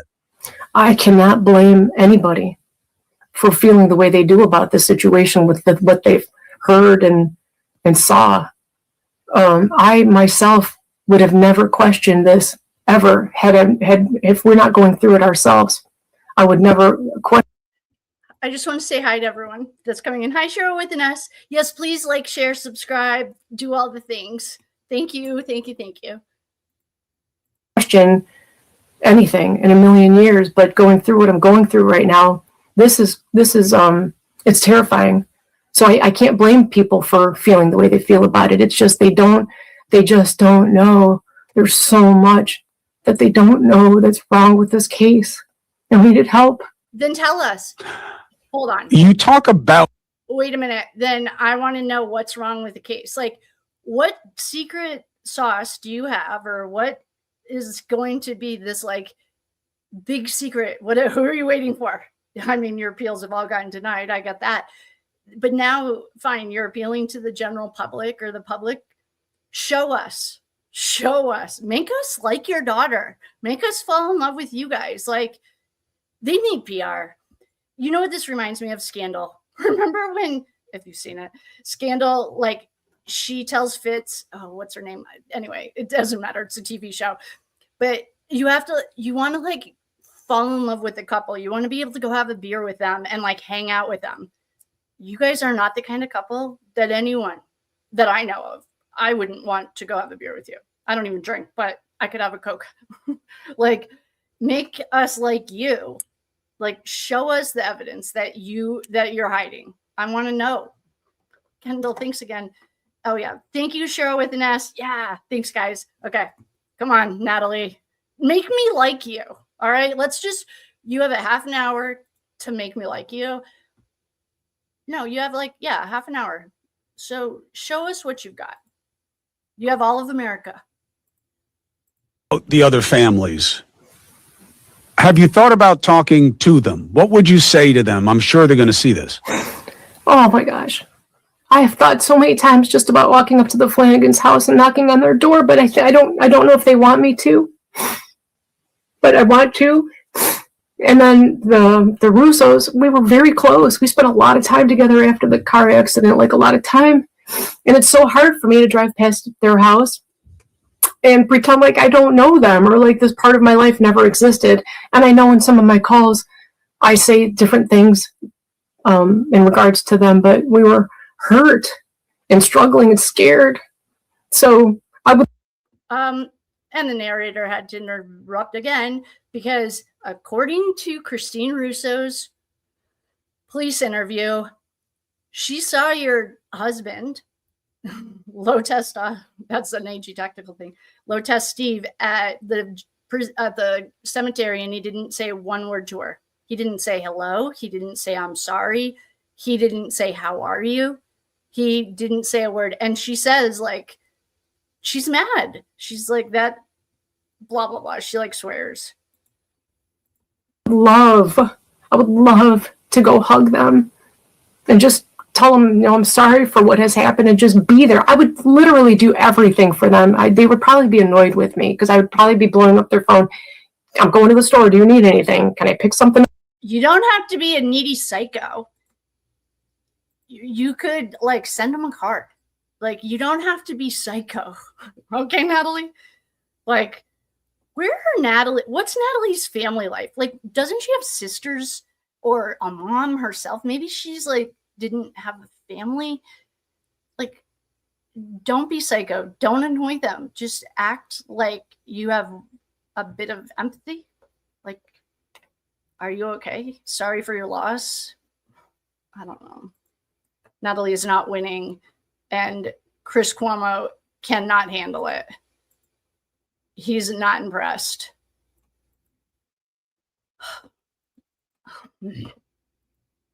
Natalie is not winning. Well, make me like you have a half an hour to make me like you contest. Are you hungry? Can I make your dinner? But it's hard. I would love that. Why would you love that? Is it out of guilt that you feel responsible for what happened? No. I'm a mom. I'm a person. Even all these people saying terrible, untrue things about me. If they needed help, I would drop everything and go help them. That's just who I am. On the what happens next part, you said you deal with counsel. Your daughter has an appellate team. Do they have a strategy? Are they planning to make a federal habeas corpus appeal here? And if so, on what basis? I don't want to say anything. About But you do have a team and they are figuring out what to do.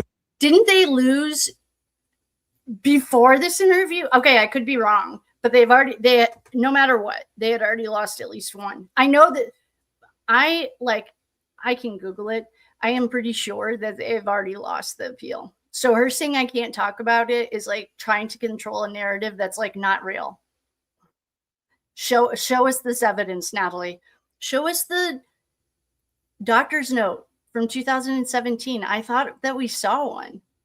Show it to us. Show us. Like, oh, what are you waiting for? You can't keep being quiet and still expect America to like you. Mm-hmm. Okay. Look, I mean, that's good because if it shows, if nothing else, a depth of belief in what you put out about the case. It's an uphill, they appealed, they lost, they went to the Supreme Court, they refused to take the case. It doesn't mean it's dead, but appeal is usually for reversible procedural errors because you don't usually do it on the basis of facts on the appeal unless new facts have come out. So it's a high bar, but you know this from talking to counsel. When people see this, well, go ahead. Do you have a comment on what I just said? I do. I'm learning. I have no idea about the legal world, the criminal world. I don't want anything to do with any. This is like terrifying and scary for me. Like we've never had any trouble with the law. I don't know these terms. That's why we were leaning on our lawyer so heavily. But there's something. There's just preponderance of.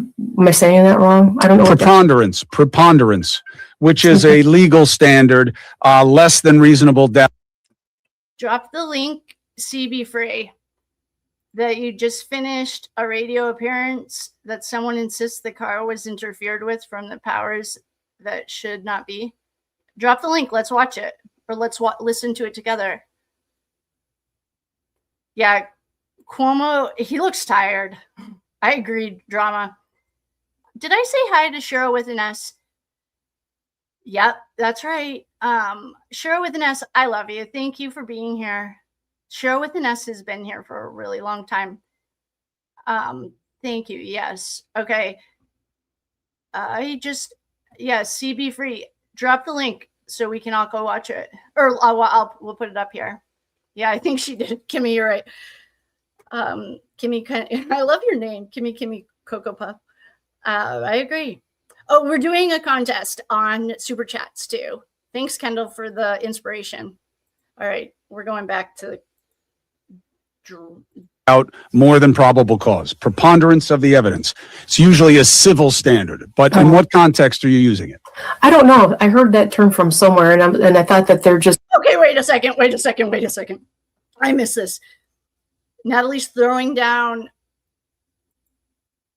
Wait, and Chris Cuomo will tell you that he has been a lawyer for like 30 years.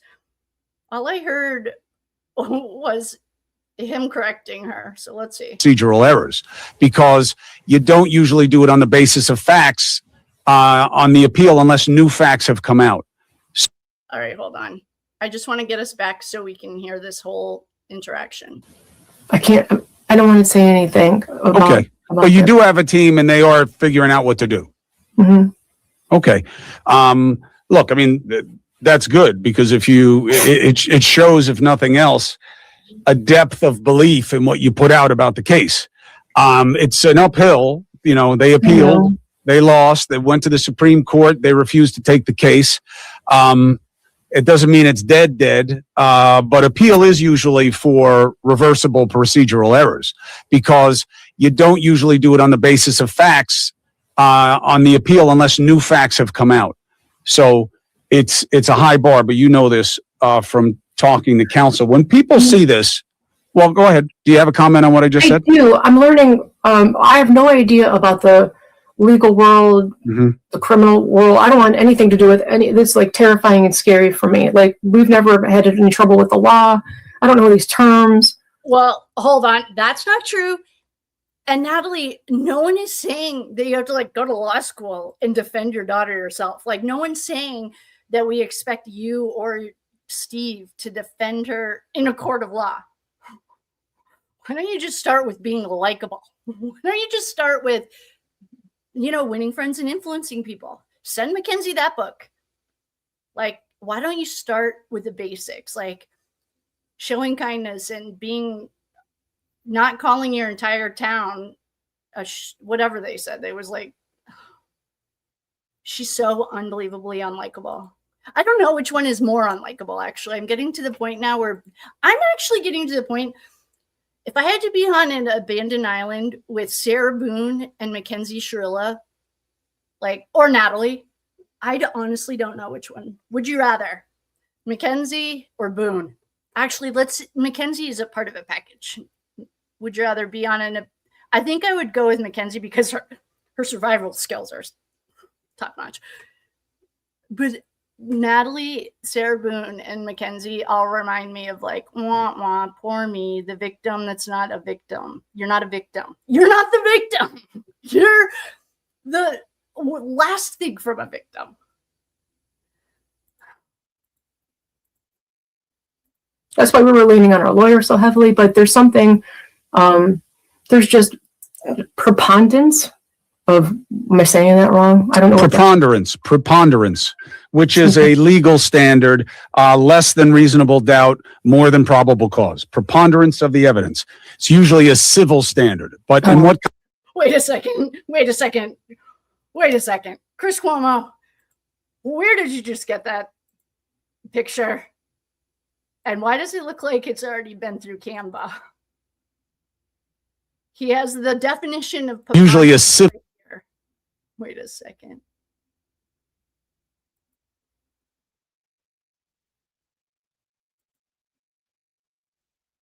Here it is.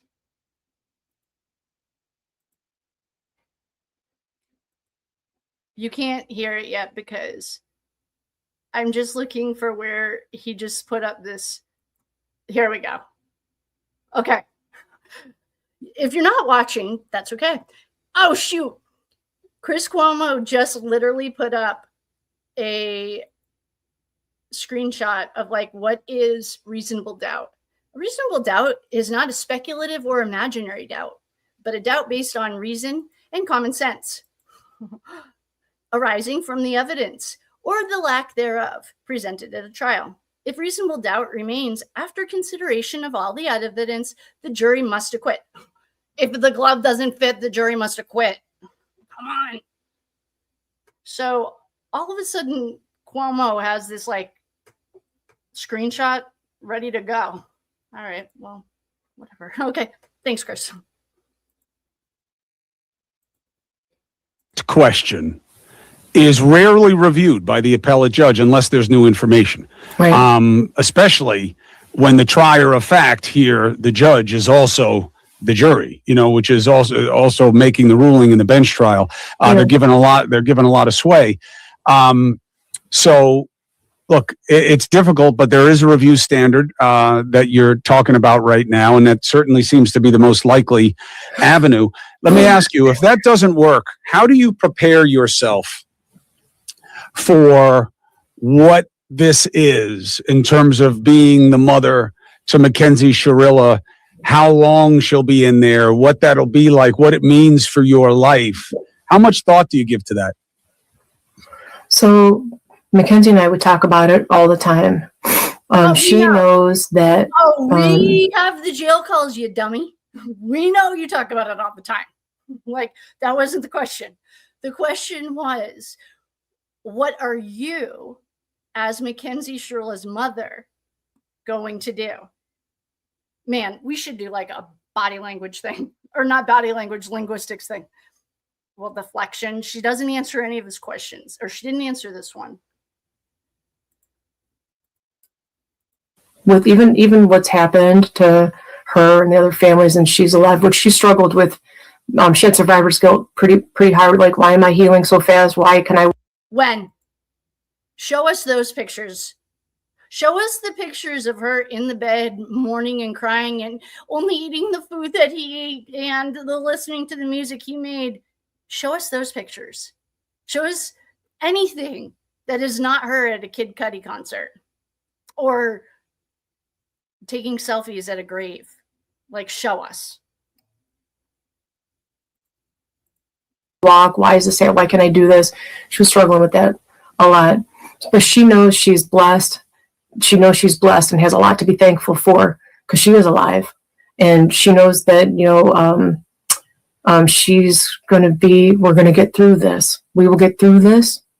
We've gotten through every bad day to this point, and we'll get through every bad day until it's over. Like I keep telling her, I said, Kenzie, there's a sentence. Everything's going to be okay in the end. And if it's not okay, it just means it's not the end, but it's going to be okay. And we're going to get through this. We'll be okay. We'll be okay. How hard is... Sorry. I can't tell if Natalie's trying to be some like deep devotional thing or what, but like there's one sentence. We're going to get through this. If it's not okay, it's not the end. Okay. Good one.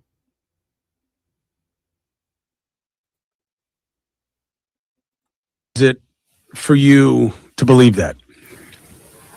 My family is very close. We're very close and very, very strong and very connected. And none of us will ever leave anybody behind. And we're going to make sure that we're okay. So we'll be okay. We'll be okay. And we'll make sure that we're okay.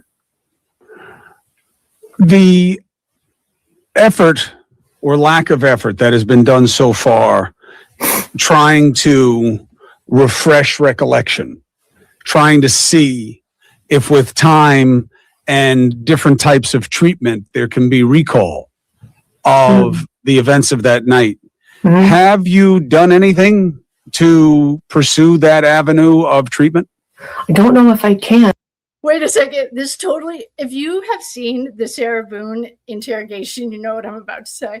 Remember when she got busted recording her own crime and Chelsea was like playing the sound of George Torres or Jorge asking to be let out of the suitcase while she was making up excuses? I feel like that's what Chris Cuomo is doing right now.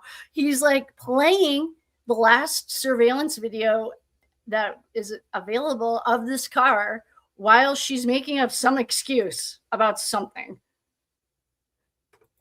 So before she was arrested, she wanted to go get hypnotized to try to remember what happened. So when you're in a car accident like that and you have a real traumatic head injury, especially if it was that fast, sometimes your brain doesn't process the memory into like a core memory type situation. Sometimes there's literally nothing there. So she wanted to go and get hypnotized before she was arrested. And now she still does. She still talks about it all the time. I don't know I don't even know if they can. And I love Chris Cuomo's faces. He is not a very good poker player, but he's very entertaining. And now he's about to challenge Natalie's story about not remembering. And so, in order to shade her like as professionally as possible, he asked her why she can't remember. He doesn't buy it. He said that like a couple of times, not perhaps in this, but I know he said it to her dad. And while she's like babbling on and making up and not answering his question, he's playing surveillance of the car in the background. I don't know why I think that's hilarious. Who's they? anybody that's imprisoned. I don't know if they Oh, you can. mean you don't know if someone? Of course you can. Because you can do it. A lot of hypnotists work remotely. It would be a Zoom call like this. My only concern is, and I don't care because I know she didn't do it on purpose. I would want to be there for. All right. Facts aren't feelings. I just want to give everyone a shout out and a thank you. Thanks again, Kendall, for the super chat. Don't feel obligated. Like, just being here is so awesome. I appreciate everyone so much for spending their time with me. CB Free, we see you. We can't get the recording of the radio show till tomorrow. No problem. Got it. Thank you for checking. I love all of you guys. Drip Drop, I think, is a psyop. I said that in Idaho. They could use a pendant to introduce new evidence. With the right, I saw someone say that she dabbles in magic. You're right. Yes, we have gotten that in readings. There are pictures of her holding a black magic book, 100%. Thank God she didn't have a good mentor. Her intention was definitely not of the highest mightiest light. And I've already said sacred space. Yeah, her doing black magic is not like new news. And the reason it's not new news is because at trial, they presented that too. That was like evidence they presented in trial. Yes.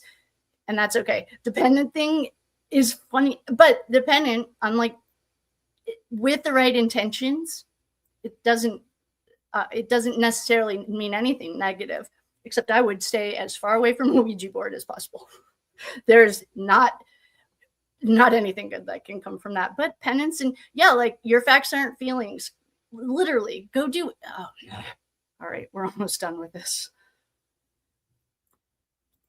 For her, because when she has a memory of that happening to Dom and Davion, that's gonna struggle. She's gonna struggle.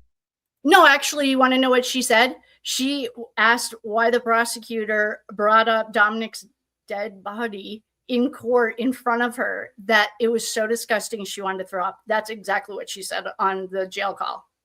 And I'm sure that I can find it and play it for you, Natalie. It would be so awesome. You know how Candace has like her team, she says like, hey, blah, blah, blah. And she like can talk to them. It'd be so cool if Chris had a team and he was like, find me the jail call where she calls Dominic's body disgusting. And he just like plays it for her. He's like, here, this is when she told you. Because she's like, when she has memories, it's so hard. It's so hard for her. Really? That's not what she told you.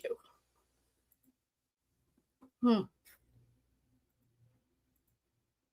go with that, and I won't be able to be there to hold her hand or like hold her. So I would need to know that she was in a safe place to scream, or like we were just talking. We just found out new information that I thought that she was found with her head under the dashboard, but I thought that she was found under the dashboard on the driver's side. So we just learned, because remember, I'm learning that I haven't seen a lot either. So I'm kind of. Oh my gosh, yes, go Natalie. And this comes from the right after it goes from neutral back to drive again. It goes drive, neutral, drive. That this little psychopath was laying on top of the console, so they couldn't shift anymore. Remember, we just talked about this the other night. Yeah, you're right. Go Natalie. Like, why is this new news to you though? You've had the discovery for 4 years. Like, we're just figuring this out. The world is just figuring it out. There shouldn't be any new news for you. if you're trying to fight so hard for your daughter, fight with facts and not your feelings. That's how you can fight for your daughter. This should not be new news to you. This was probably presented in trial. I have no idea, but I'm guessing it was part of a discovery. Learning new things as other people are too. We recently learned that she was found under the dashboard on the driver's side. When she heard that, she was like, oh my God, I was laying on Dom for 45 minutes and just started crying.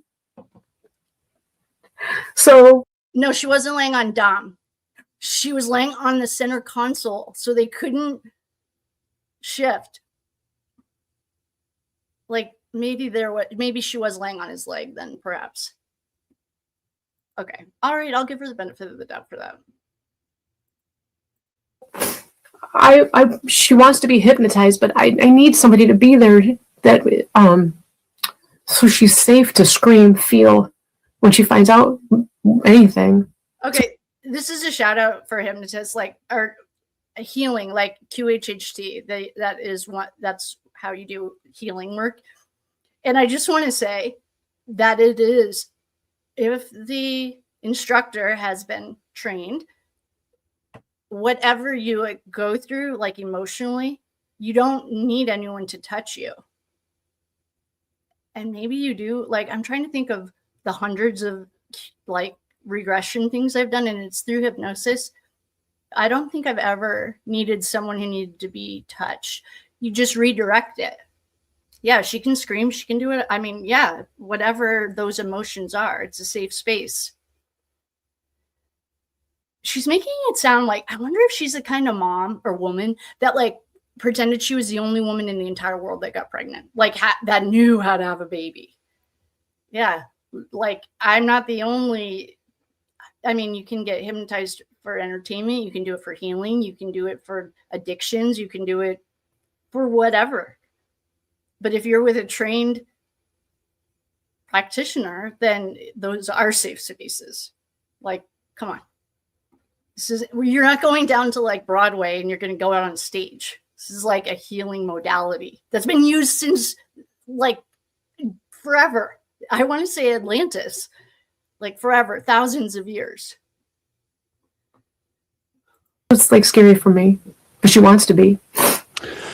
Well, I mean, I understand your concern for what she would realize, but you do realize that it's the only thing that can really change the fact basis of what is understood right now. And it is one of the most compelling points of prejudice against her, that there is a convenience to this amnesia, that the one thing that you need to know, you don't know. And I understand the counter. I understand it. And it's compelling, which is, why wouldn't she make up a story? Do you guys want to watch Sloan Bella together? We could do that after this. That's a question. Drama must remain. I love you. We could watch Sloan Bella together. Or I could watch it on my own and we could talk about it. We'll talk about the after. This is just a thought for everyone. Story, wouldn't she? Why wouldn't she say Dom did it, or Davion did it, or we all did it, or this is what happened, or I had an episode? She would say something because it would only help her, and she didn't. That's right. Fair point. Yeah. But it does seem to be the only other thing that could happen here that could change the outcome. No. I hope, like, even if it doesn't change the outcome, she still wants to do it to try to get some kind of closure in the situation. She will never, ever, ever lie and say that Dom or Davion did it. She would never do that to them. Mackenzie is painfully honest. If anybody knows Mackenzie, she's painfully honest. She would never. If it's not- Where's Chris's face for that comment? Hold on. She's painfully honest when? I mean, in the Plunder body cam videos that she just dropped, Plunder shows her lying to her dad. She lies about Husseini, is that his name? The kid, the 360 kid who went with Tyler Croy. Husseini. He's one of Davion's really good friends. And she lied about him. She tried to get him arrested because he was like this is not normal. Then she lied about one of the 2 accidents she got in before this big one. I just saw it on Splendor the other night, and I am so glad you guys are here. I just want to thank you all for being here with me. And we'll talk about what to do next after this, but we'll just keep brainstorming ideas. I want to see Chris's face when she says that Mackenzie's painfully honest. Sure, Jan. Not a lie. What if the kids were messed up and they were screwing around? No, well, that's what I mean. I mean, she wouldn't make something up now, is what I'm saying. Because if she just would never lie and make something. He doesn't believe you. You know what? Has anyone done a body language thing on Chris Cuomo? I mean, I know that I'm saying he wears his emotions on his sleeve. I feel like he does. But I feel like his language in his face speaks so much louder than his words. I just think it's awesome. Something up and say that they did it because she doesn't remember. So even if, let me ask you this, is the hypnotizing thing even? He doesn't believe you. Look at his face. Oh. If she were to say, hey, I remember what happened, and there'd have to be an explanation that would be compelling enough to be considered by prosecutors / a judge, if not them, because obviously if they felt compelling, then they could bring it up. But, you know, that's very rare because they don't want to undo a conviction. That a judge would have to find it compelling enough to warrant a new trial. Yeah, well, even if it has no bearing in the legal system, she has always, all this time, wants to get hypnotized. That's been a common thing, even after. Okay, like, that's not that hard. That is, I mean, anyone can go. The getting hypnotized thing to remember is not the hard. I guess I don't really understand why Natalie wants this hypnotize thing. Like, all the body language guys are all saying that she remembers, and they're just analyzing her from the Netflix thing. Like, and I don't know. I mean, I don't study body language by any means, but I do like to watch them. They're all saying she knows and she remembers. So why do you want her hypnotized? Like, I think what I need Natalie to do now is like sell me on why this matters. Ooh, look at these eyes. Yikes. Oh boy. She has colored contacts in, it looks like, too. She has like blue eye, like, but they don't look naturally blue. I'll go ahead and screenshot that because we might need that picture later. Yikes. Even Chris Cuomo is like, how much longer do I have? Like, can we call it a day? Like, directly after the car accident, she was talking about being hypnotized. So even if it has no legal bearing, she's always wanted to do that just for. Chris is texting his like wife. He's like, hey, honey, can you grab some chips at the store? Let's have a barbecue tonight. He's like totally not even looking at or engaging. Hey, sweetheart, I need some beers for tonight. Come on.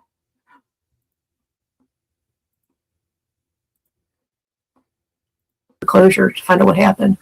I'll check your state right now to make sure I'm right.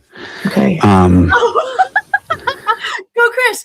But I know Chris is actually Googling one of her fake lies. He's Googling it to make sure he's right before he quotes it. Oh, it's not as funny as making a grocery list and texting your wife, but it is pretty funny.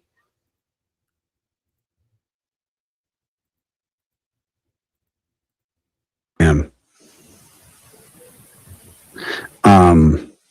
Not as a point of arrogance. It's just, it's fairly, you know.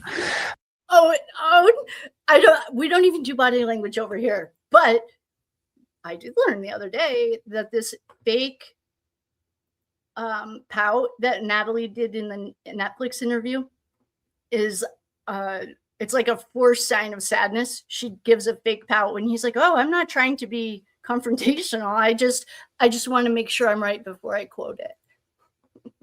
Why is Chris Cuomo bringing me so much joy right now? Yeah, well, even if it has no bearing in the legal system, she has always, all this time, wants to get hypnotized. That's been a common thing, Even after, like directly after the car accident, she was talking about being hypnotized. So even if it has no legal bearing, she's always wanted to do that just for closure, to find out what happened. I'll check your state right now to make sure I'm right. Okay. But I know I am. Not as a point of arrogance. It's just, it's fairly, you know. She's like, okay, first of all, look at this face. Like, Natalie, what are you so afraid that he's about to disprove all of your statements? Why do you look so scared? After the car accident, she was talking about being hypnotized. So even if it has no legal bearing, she's always wanted to do that just for closure, to find out what happened. I'll check your state right now to make sure I'm right. Okay. But I know I am. I'm trying to catch her fake pout.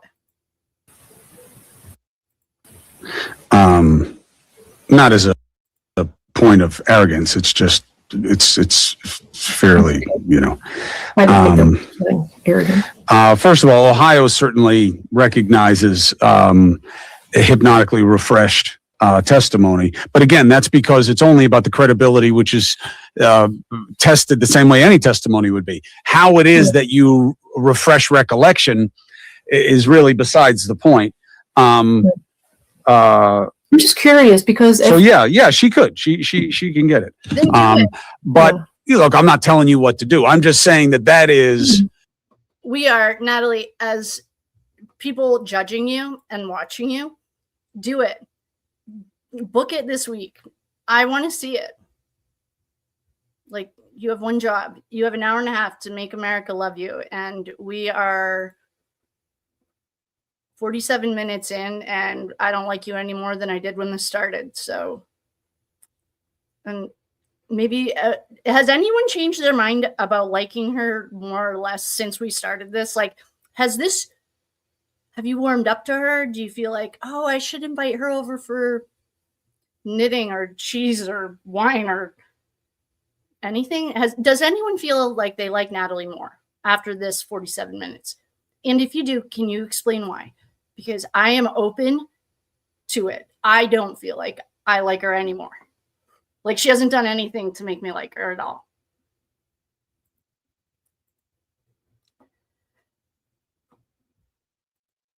A huge aspect of this. Why you didn't argue diminished capacity when there was THC in the system and you knew that the sample was screwed up. Some people blame your husband for that. I haven't found any basis for that. But why? Wait. But I'm saying I haven't found any basis for it. I just Wait. Sorry. Does anyone know why Steve got blamed for that? Because Detective Awesome, I saw someone did put the pronunciation in. I appreciate that. He'll always be Detective Awesome. Detective Awesome wrote a scathing paragraph or two about this, disposal of the blood samples. They were like under court order, under a warrant. He was pissed. So does anyone know? I have no idea where I am on the comments. If I haven't thanked you or loved you for coming in, please, I apologize.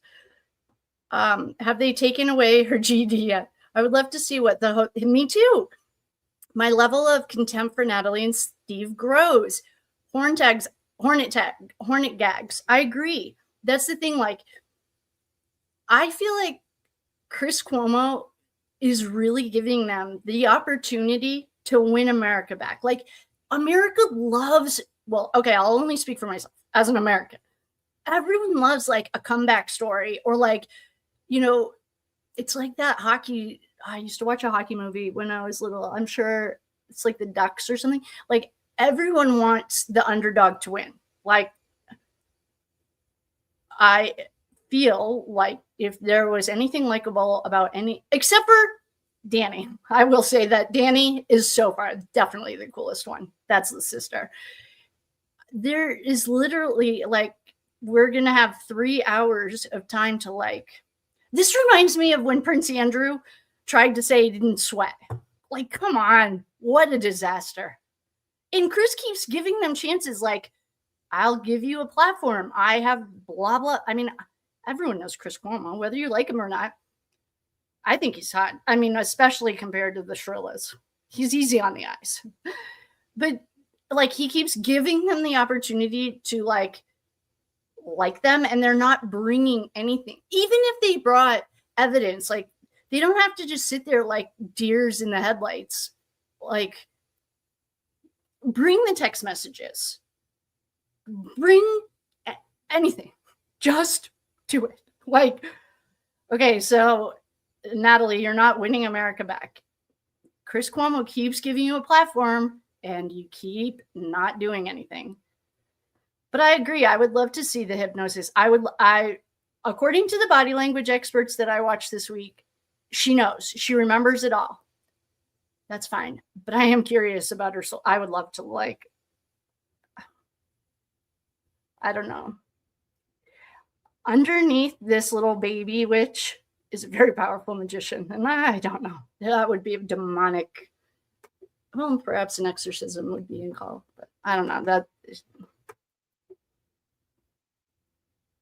Chris is confused. He's like, honey, I'm still on the call. Can you grab me some more pizza? Okay, let's do pizza. Forget the burgers. Just grab me a pizza.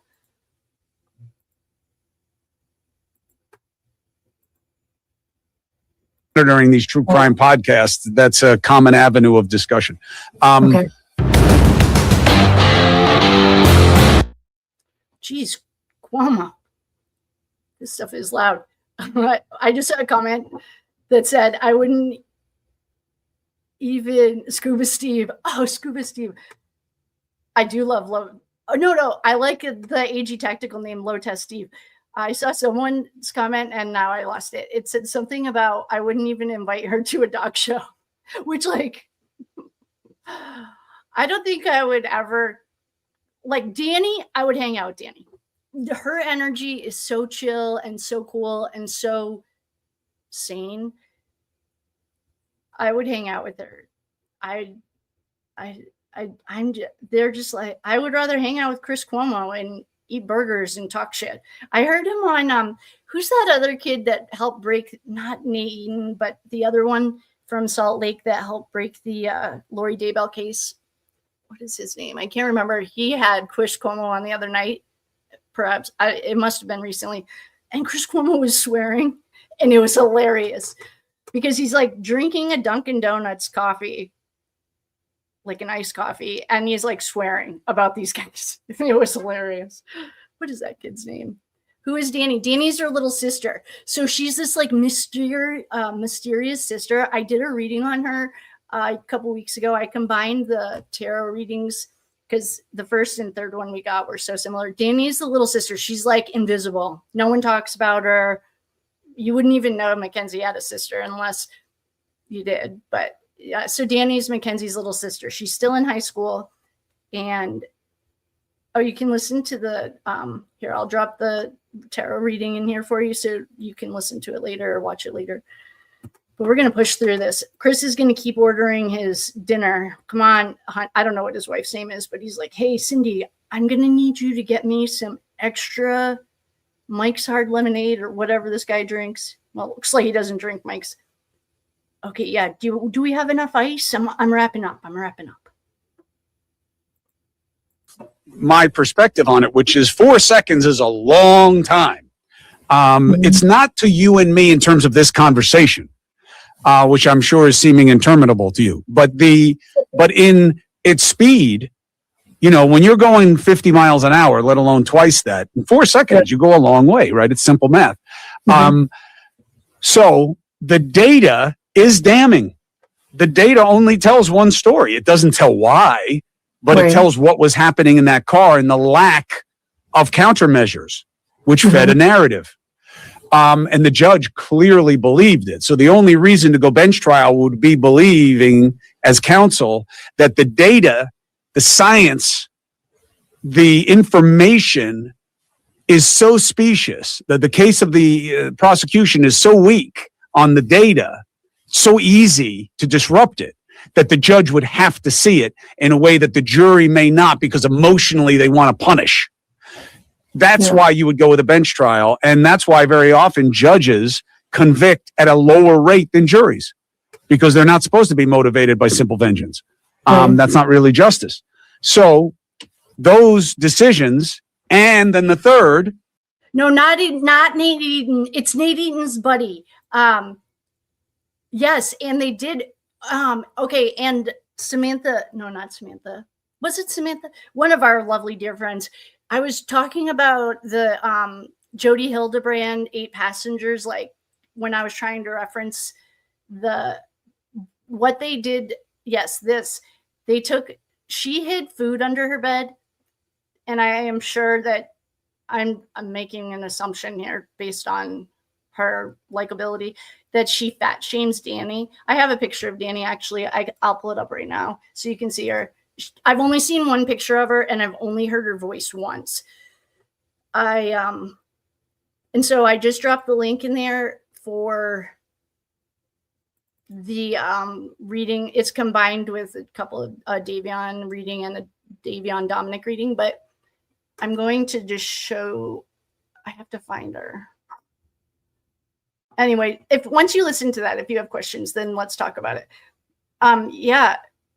And they were making fun of her, and it's infuriating. It reminds me of 8 Passengers when they took away. No, it's not Nate Eden. It's I know someone in here. Oh, I can Google it.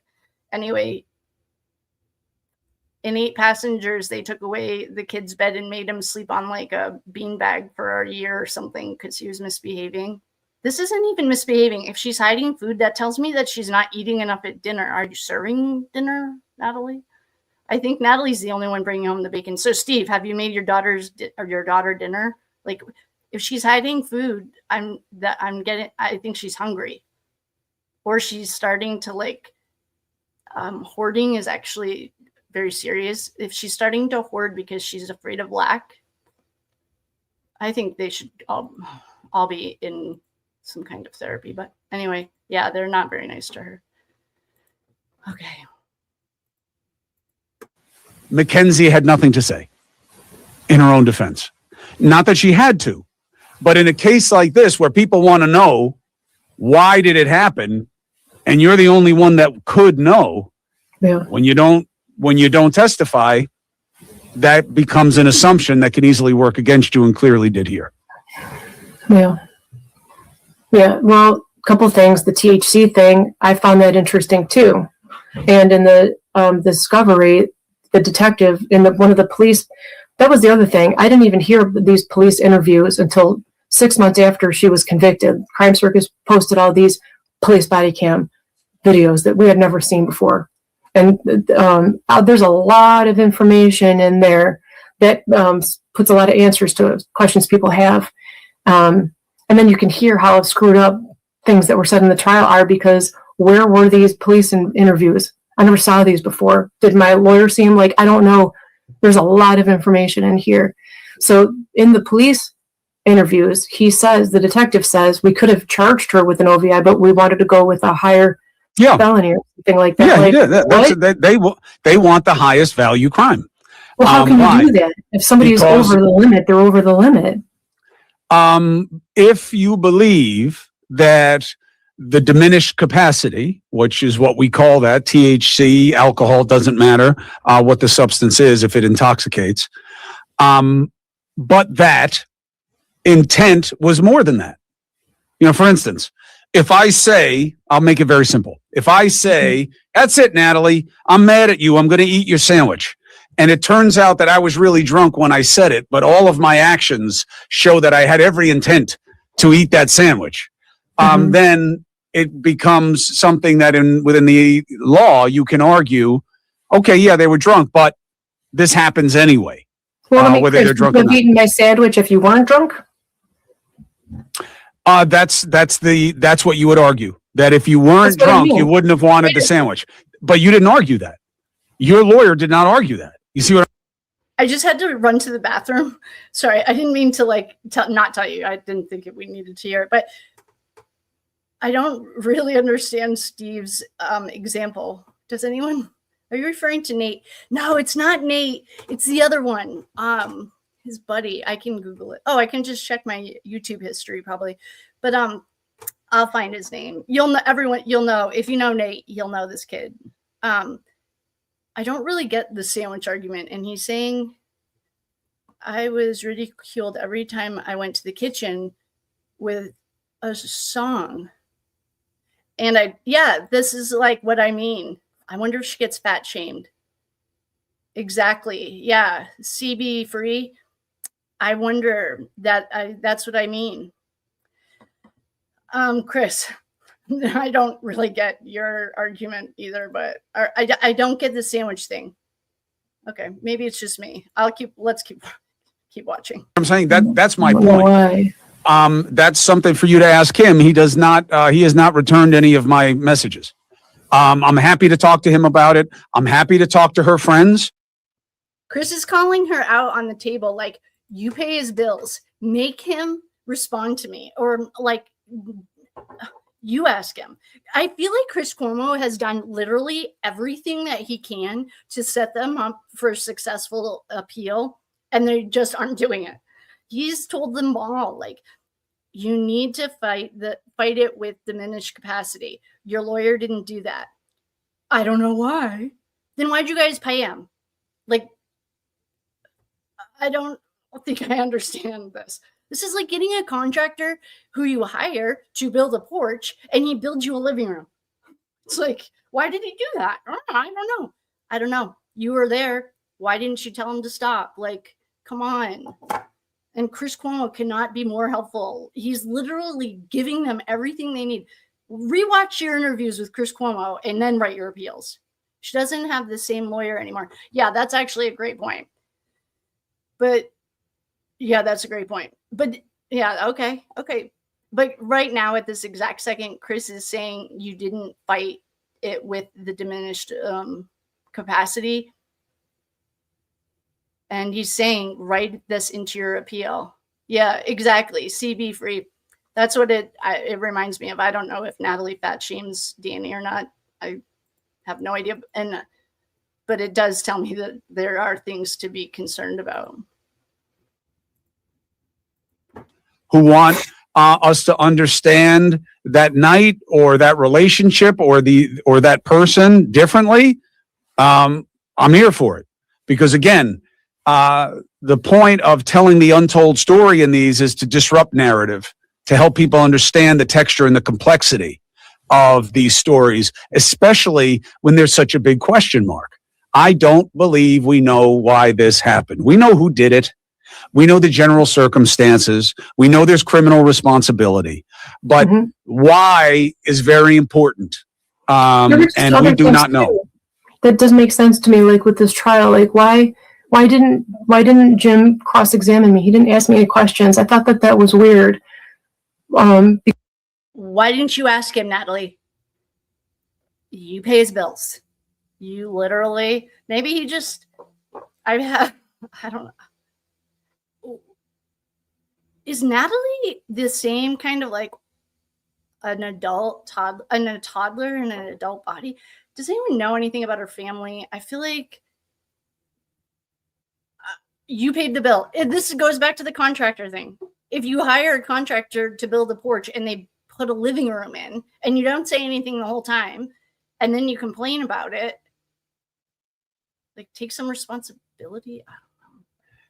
Because the prosecution only asked me about her first situation with Potts, and then that was it. And Jim never asked me any other questions. I felt like that was very strange. Don't you think that that's strange? Wouldn't he? Why didn't he ask me? Well, you were a prosecution witness. No, he was talking about burgers with his wife. Let's rewind that a second. And if you can't see it, it's okay. Chris Cuomo looks totally 100% not listening and checked out. And now he's explaining to her what being a witness on the stand is. Why didn't the defense call her then? I don't know. Cross-examine me. He didn't ask me any questions. I thought that was weird. Because the prosecution only asked me about her first situation with Potts, and then that was it. And Jim never asked me any other questions. I felt like that was very strange. Don't you think that that's strange? Wouldn't he? Why didn't he? Well, you were a prosecution witness, so he would have been cross-examining his client's mother, which is unusual. Usually you would be his witness. But be that as it may, he was certainly free to ask you questions. And again, he's got to tell you that was his decision. So why? I don't know about all this, because isn't like they always, in all the trials I've seen, they ask the defendant, like, are you sure you don't want to testify? Are you sure? Like Wendy, or not Wendy, Donna Adelson, Corey Richins, like the lawyer is doing the speaking on behalf of their client. Someone gave this lawyer direction. I'm not going to, like, they didn't just build you a living room. Someone gave them the direction to, like, not build the porch. Come on, Natalie. Natalie is smoking space dust.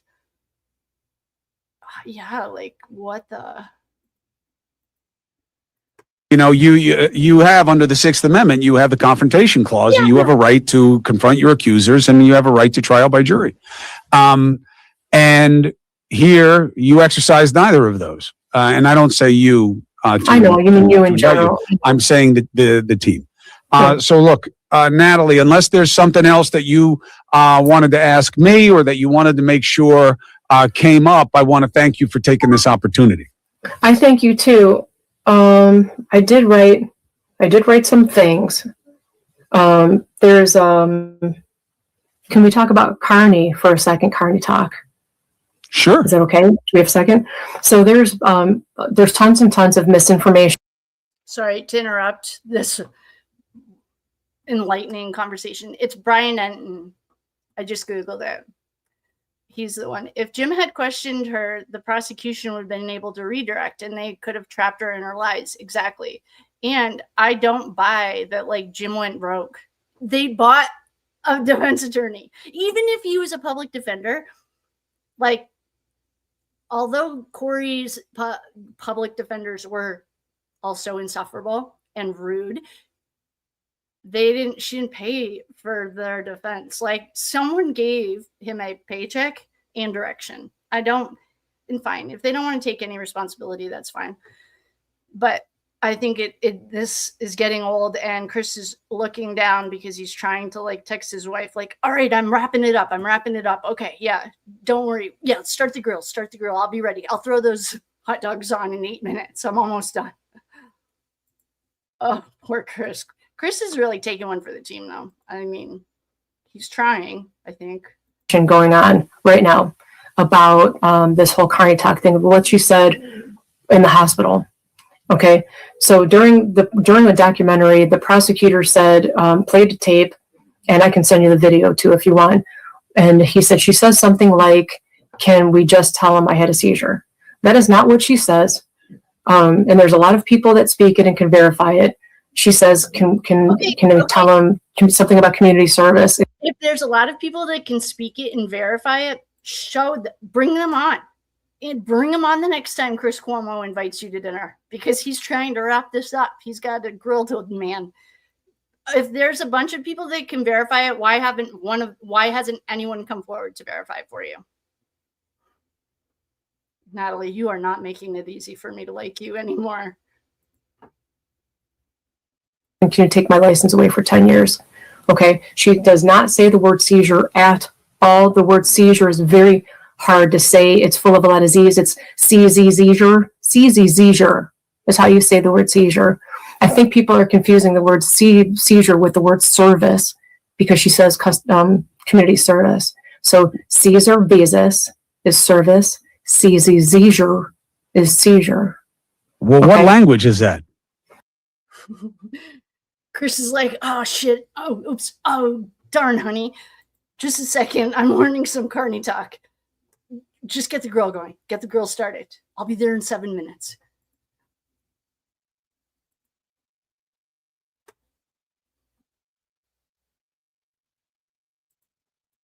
It's Carney talk.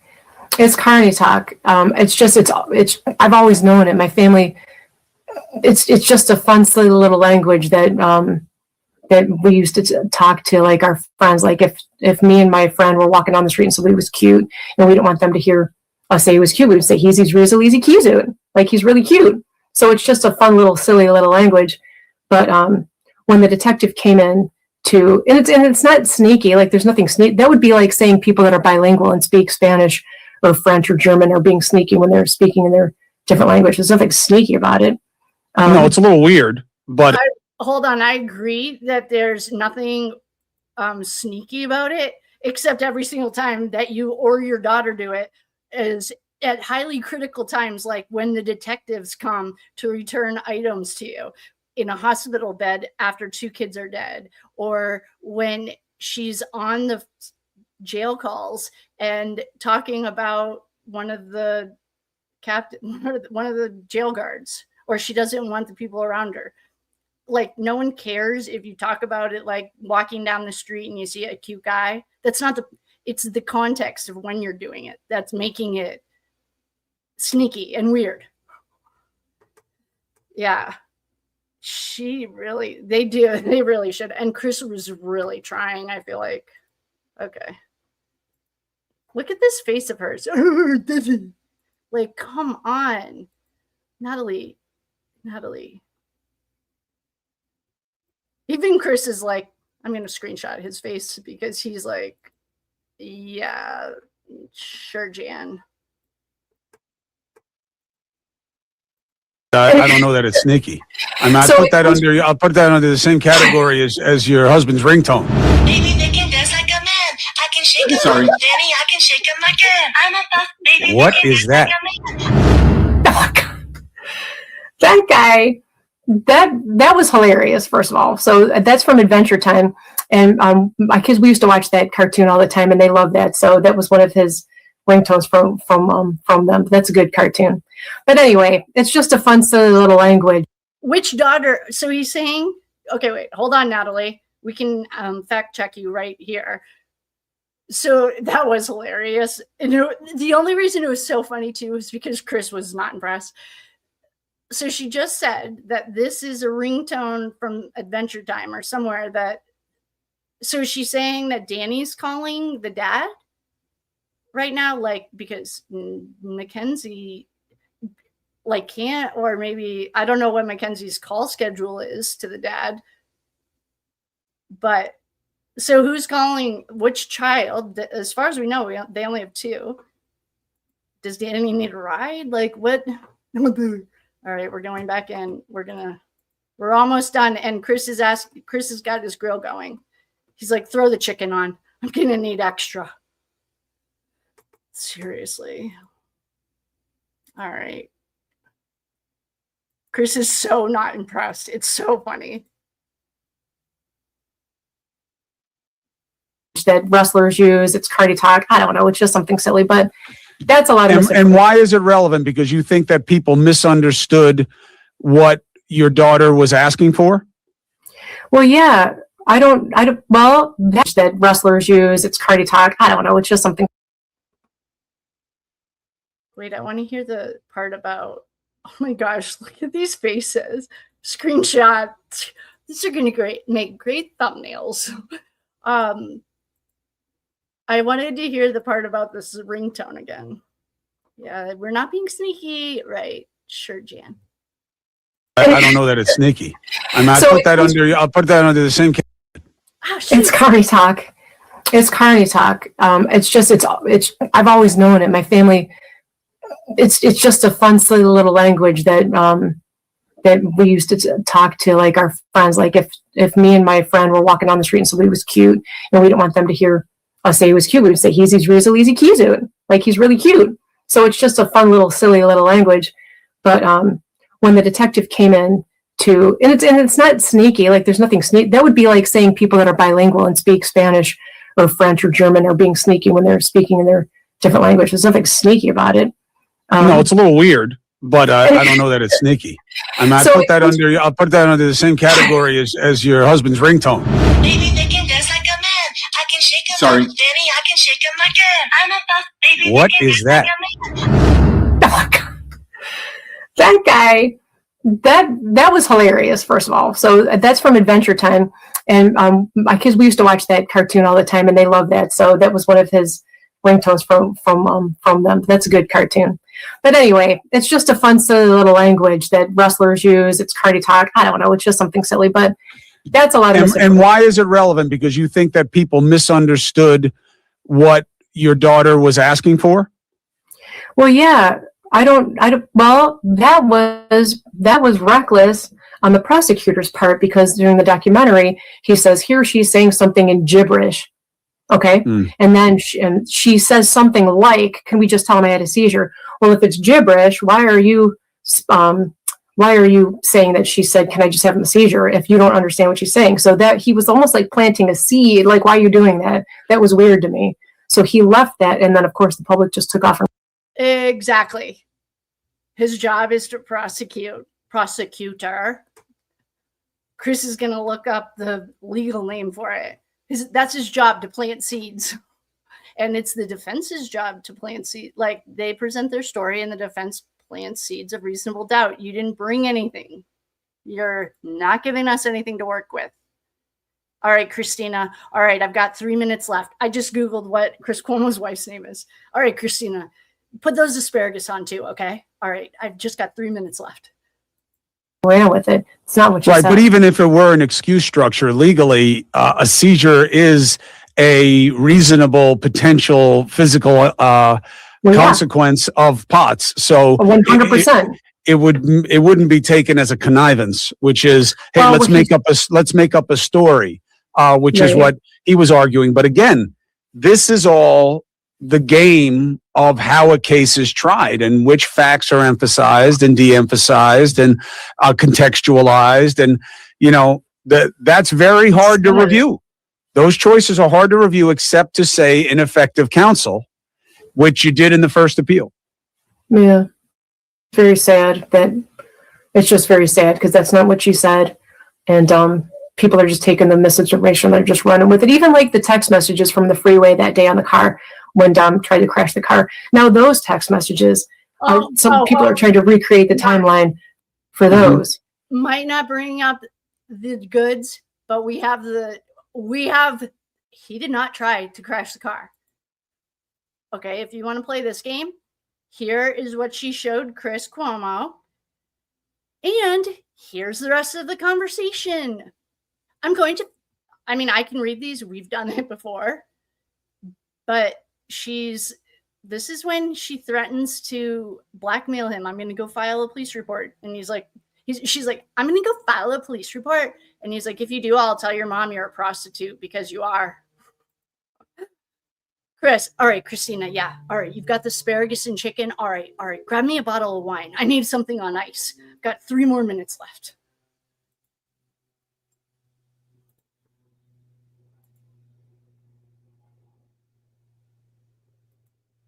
And make it seem like she's the one that did it, and she's recreating these text messages to cover her tracks. Like, no, like, nope.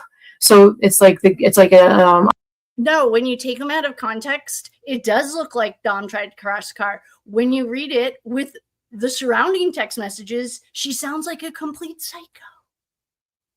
No, you only showed Chris Cuomo. I'll show them to us again. This is what she brought to Chris Cuomo. Like, the only reason it went this far is because you tried to end my life. And he's like, no, I didn't. And we have those text messages in context.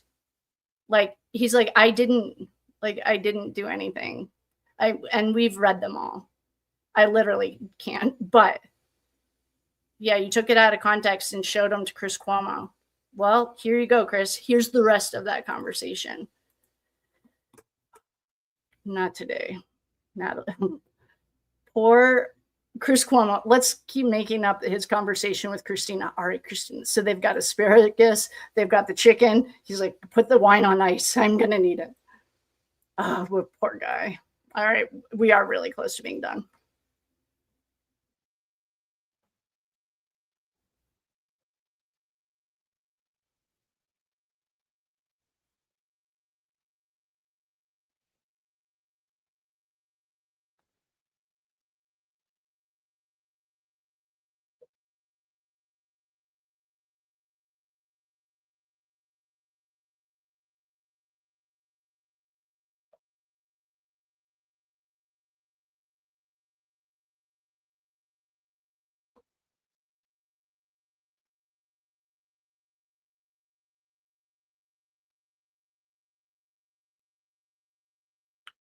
Chris is like, get me the F out of here. All right. That's wild. Do we need words of wisdom by Chris Cuomo? I would say he is taking one for the team. All right. Who else agrees that the lawyer did nothing without their consent? Yeah, 100%. Norma, 0203. I agree 100%. Like, that's why I was using you hire a contractor to build you a porch, but he builds you a living room and you're home the whole time and watch him do it. And then you come on TV and complain about it. It's like you paid him, you paid the check or wrote the checks. Yeah, I agree. I saw a super chat that I wanted to thank. Hey, Cowboy. Kendall, I saw yours. Thank you. Let Mackenzie remembers everything. Yeah, that's what the Southie girl, welcome, new member. Kendall J, thank you. Thank you so much for the super chat. Kendall, thank you for the super chat. Jamie Tibbetts, thank you for the super chat. You guys are the best. Thank you. This is like beyond painful. Okay, so we watched Natalie waste an hour of our lives, and my computer is running out of, I just have to close a couple of my programs. Okay. Oh, I love this group. Yay. Even Sarah Boone had enough sense to fire her attorney. So that was a good one. Phil for Dom Russo. That was a good one. Yeah, that's a good point, though. I mean, you can't argue. I guess you can argue ineffective counsel, but I mean, you did miss the deadline and blame it on leap year. This is like painful. Bingo. Okay. The diminished capacity is reckless endangerment, and she's still looking at prison time. Oh, okay. Hornet tags. Oh, Nancy B, according to all the body language experts I watched this week, she remembers it all. She doesn't need to get hypnotized. She could. I mean, do it. I think it's a very healing thing. Everyone that a lot of people I see get hypnotized, it's a game changer. It does. You can get rid of addictions, family, everything. Nadine, no, it's Brian Netton. Thank you, drama. If Jim had questioned her, yes, okay, Hornet text, yes, which happens in an emotionally distant upbringing. Yeah, these parents were never going to allow that attorney to defend her if that defense made her responsible. Oh, that's a really good point, Michelle Nuts. Easy peasy, cheesy, queasy. Oh, that was a good one, Cowboy. Oh my God. Awesome. Okay. So thank you guys so much for the super chats. You guys are the best. Okay. We now are at a crossroads. Do we want to call it a day? Okay. These are our options. I'll make us a poll. Because one time we did something and I totally forgot what it was. I'll make us a poll. These are going to be our options. We can't. Oh, there's a teleprompter here. Oh, gosh, I love that. Okay, where's the poll?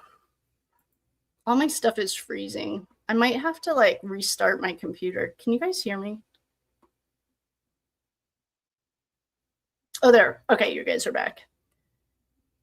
I thought my computer just froze and I was going to have to restart. All right, I'm just going to give you the options. I can't even find the poll. It's all freezing. I might have to restart my computer. But what I was thinking, these are our options. Sloan Bella, we can read the police reports from before the car accident. We can watch Brian Enton interview the psychologist. We could watch some body language stuff. We could call it a day. I'm going to write a poll. I'm going to find it. And then, all right, I'm going to give what? Okay. I'm going to ask, do we want, all right, I'm just going to give us three options. Should we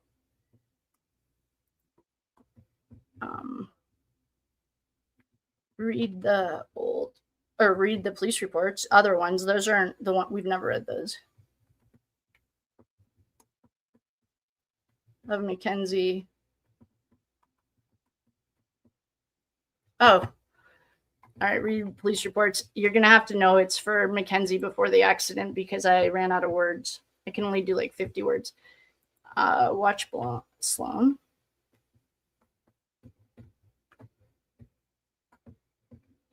Watch Sloan. Read the police reports. Watch Sloan. Oh, call it a day. Or you have another idea. Okay. Should we read the police reports? Option 1. 2 is watch Sloan. Option 3 is call it a day. Option 4 is something else because you have better, like you have an idea. All right, there we go. There's our little poll. Okay, so oh no, when I do the polls, I can't read comments. I think I'm gonna have to end this. My computer's freezing. Oh, here we go. We're back. Okay. You want to lighten the mood? All right, let's do it. Prostitute is a keyword that tripped me into seeing potential pattern consistent. What's HT? Hey, how is everyone? Hi, Candace, 5035. Welcome. We're still going to do the members only you were talking about. Yeah, sure. Yeah. She needs mental health. Actually, they do. Yeah, 100% Nancy B. I know. T-Man GM. He was about to ask for some tequila. I Googled his wife's name. Her name is Christina. He's like, start that grill. I got to go. Yes, she does need mental health. Yes, I will schedule our members only so we can get that all figured out. Phil, number 1. What's number 1? Okay. Sloan was pretty interesting. Oh, great research poll techniques. Love. Yay. Oh, yeah. Keep those. Let's do. I'm here. You're welcome to Con Air. I hope you buy comfortably. I appreciate you guys so much. And yes, because, oh, and thank you guys. We hit 8,000. Yes. We're getting closer to 10,000. Oh, please like, share, subscribe, do all the things. Share with an S. I saw that. And Mama Drama, love you. Thank you for the shout out. Don't forget to like, share, subscribe. Let's get the numbers up because our goal is 10,000 and we just hit 8,000 this morning. So we are at a crossroads and I speak for myself. I would never like that girl and her minions. Nancy, I think you speak for all of America. Don't worry. I think you speak for everyone. You want to lighten the mood. Debleen, I see light in the mood. What kind of mood or what are you in the mood for? Prostitute. Yeah. Hi. Okay. Yeah, we'll still do I hear more and more. She reminds me a lot of Gypsy Rose. Catherine, I agree. She reminds, I haven't really looked into Gypsy Rose. That is one damaged girl. You're right, though. To me, it's just Sarah Boone. No accountability. Cannot take responsibility. Sarah Boone could have walked out of jail in like 3 years if she had just taken responsibility and apologized. Nope. And I remember when Paul from the Sofa said, she's the only, this was long before the sentencing. He's like, she's the only person that could take a 10-year sentence and turn it into a life sentence. Pretty close. All right. Let's check our poll results. Does anyone need a break, a drink? And yes, we'll do the members only. My computer keeps freezing, and so I'm worried I might need to restart it. Let's check our poll results. Read the police reports and watch Sloan. All right, awesome. So we're going to stop that poll. We had one of each. I might take a break, and my computer keeps freezing. I'll do whatever everyone wants to do. Oh, great research poll. Yeah. It's 2 parts. Okay. I'm open to anything too. My computer keeps freezing. I don't know if it's affecting chat. But thank you guys so much for being here with me. We hit 8,000. Let's get to 10,000. I'm kind of in the mood. I'm in the mood to keep hanging out, of course, except I'm kind of getting distracted because my computer keeps freezing. So I might restart, and we might end this stream, restart. I can schedule. Maybe we just all need a little break. Why don't we just take a break? Oh. But if I take a break and it's still freezing, we'll have to restart. I'll have to restart.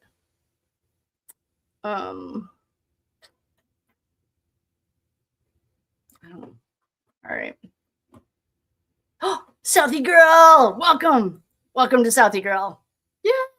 You guys, I just want to thank you too for all being so nice and kind to everyone. Like Phil for Dom Russo, when I saw your name, we were doing something and I was like, I didn't know if you were a family. We have had family members in here in the past, during the Idaho case especially. So I like to be very kind or very mindful. I added one human today. Yes, you need a break. Okay, let's take a break. Perfect. This is awesome. Jamie is closer to the cycle payment. I don't know. Cycle payment? I'm missing something. It needs to be grounded. Take it out. Wait a minute. You can talk on it. Hi, Candace. Okay. That's being professional. I've worked with plenty that are irritating, but I check my personal self right. Oh, you tried to upgrade your membership? Maybe that's what I need is a break. Let's take a break. I got an email one time that I had to, I do want to get it all organized for you guys too. Sarah, Gypsy Rose. All right, let's take a break. I love you guys. I need to restart my computer anyway. It keeps freezing. It's 2:30 on the East Coast. I will schedule our members only, but I just need a break. So let's take a break. I love you guys. That was fun. Poor Chris Cuomo. He is really taking one for the team. That is tough. All right, I love you guys. Thanks for liking, sharing, subscribing. We hit 8,000. Let's get to 10. Let's go to 10. Yeah, let's get to 10. We can't do it without you. And I'll be back. We'll do our members. We're going to talk organization. And you guys give me tips. And we're going to talk. We can do another public too. I'll be around. I have this whole day off. I did all my stuff this morning. So I'll be around. I love you guys. I love you. Thanks for coming, liking, sharing, subscribing. We hit 8,000. Yeah. I remember when we hit 1,000 and my little niece made me like a poster. It was so cute. All right. I love you guys. I'll see. Oh, Jamie, I will look at the membership. I love you guys. It's so fun. Okay. I love you guys. I will see you on the flip side. I'll schedule us our members only. We'll talk organization and I'll probably see you all on the flip side. Once I walk away, I'll probably think of a bunch of stuff. I need to restart my computer too. Thank you for liking, subscribing, doing all the things. If you're on the replay crew, thanks for being here. I love you guys, and I will see you on the flip side. Goodbye. Oh, you'll never get to wear those figure skates. I'm gonna whack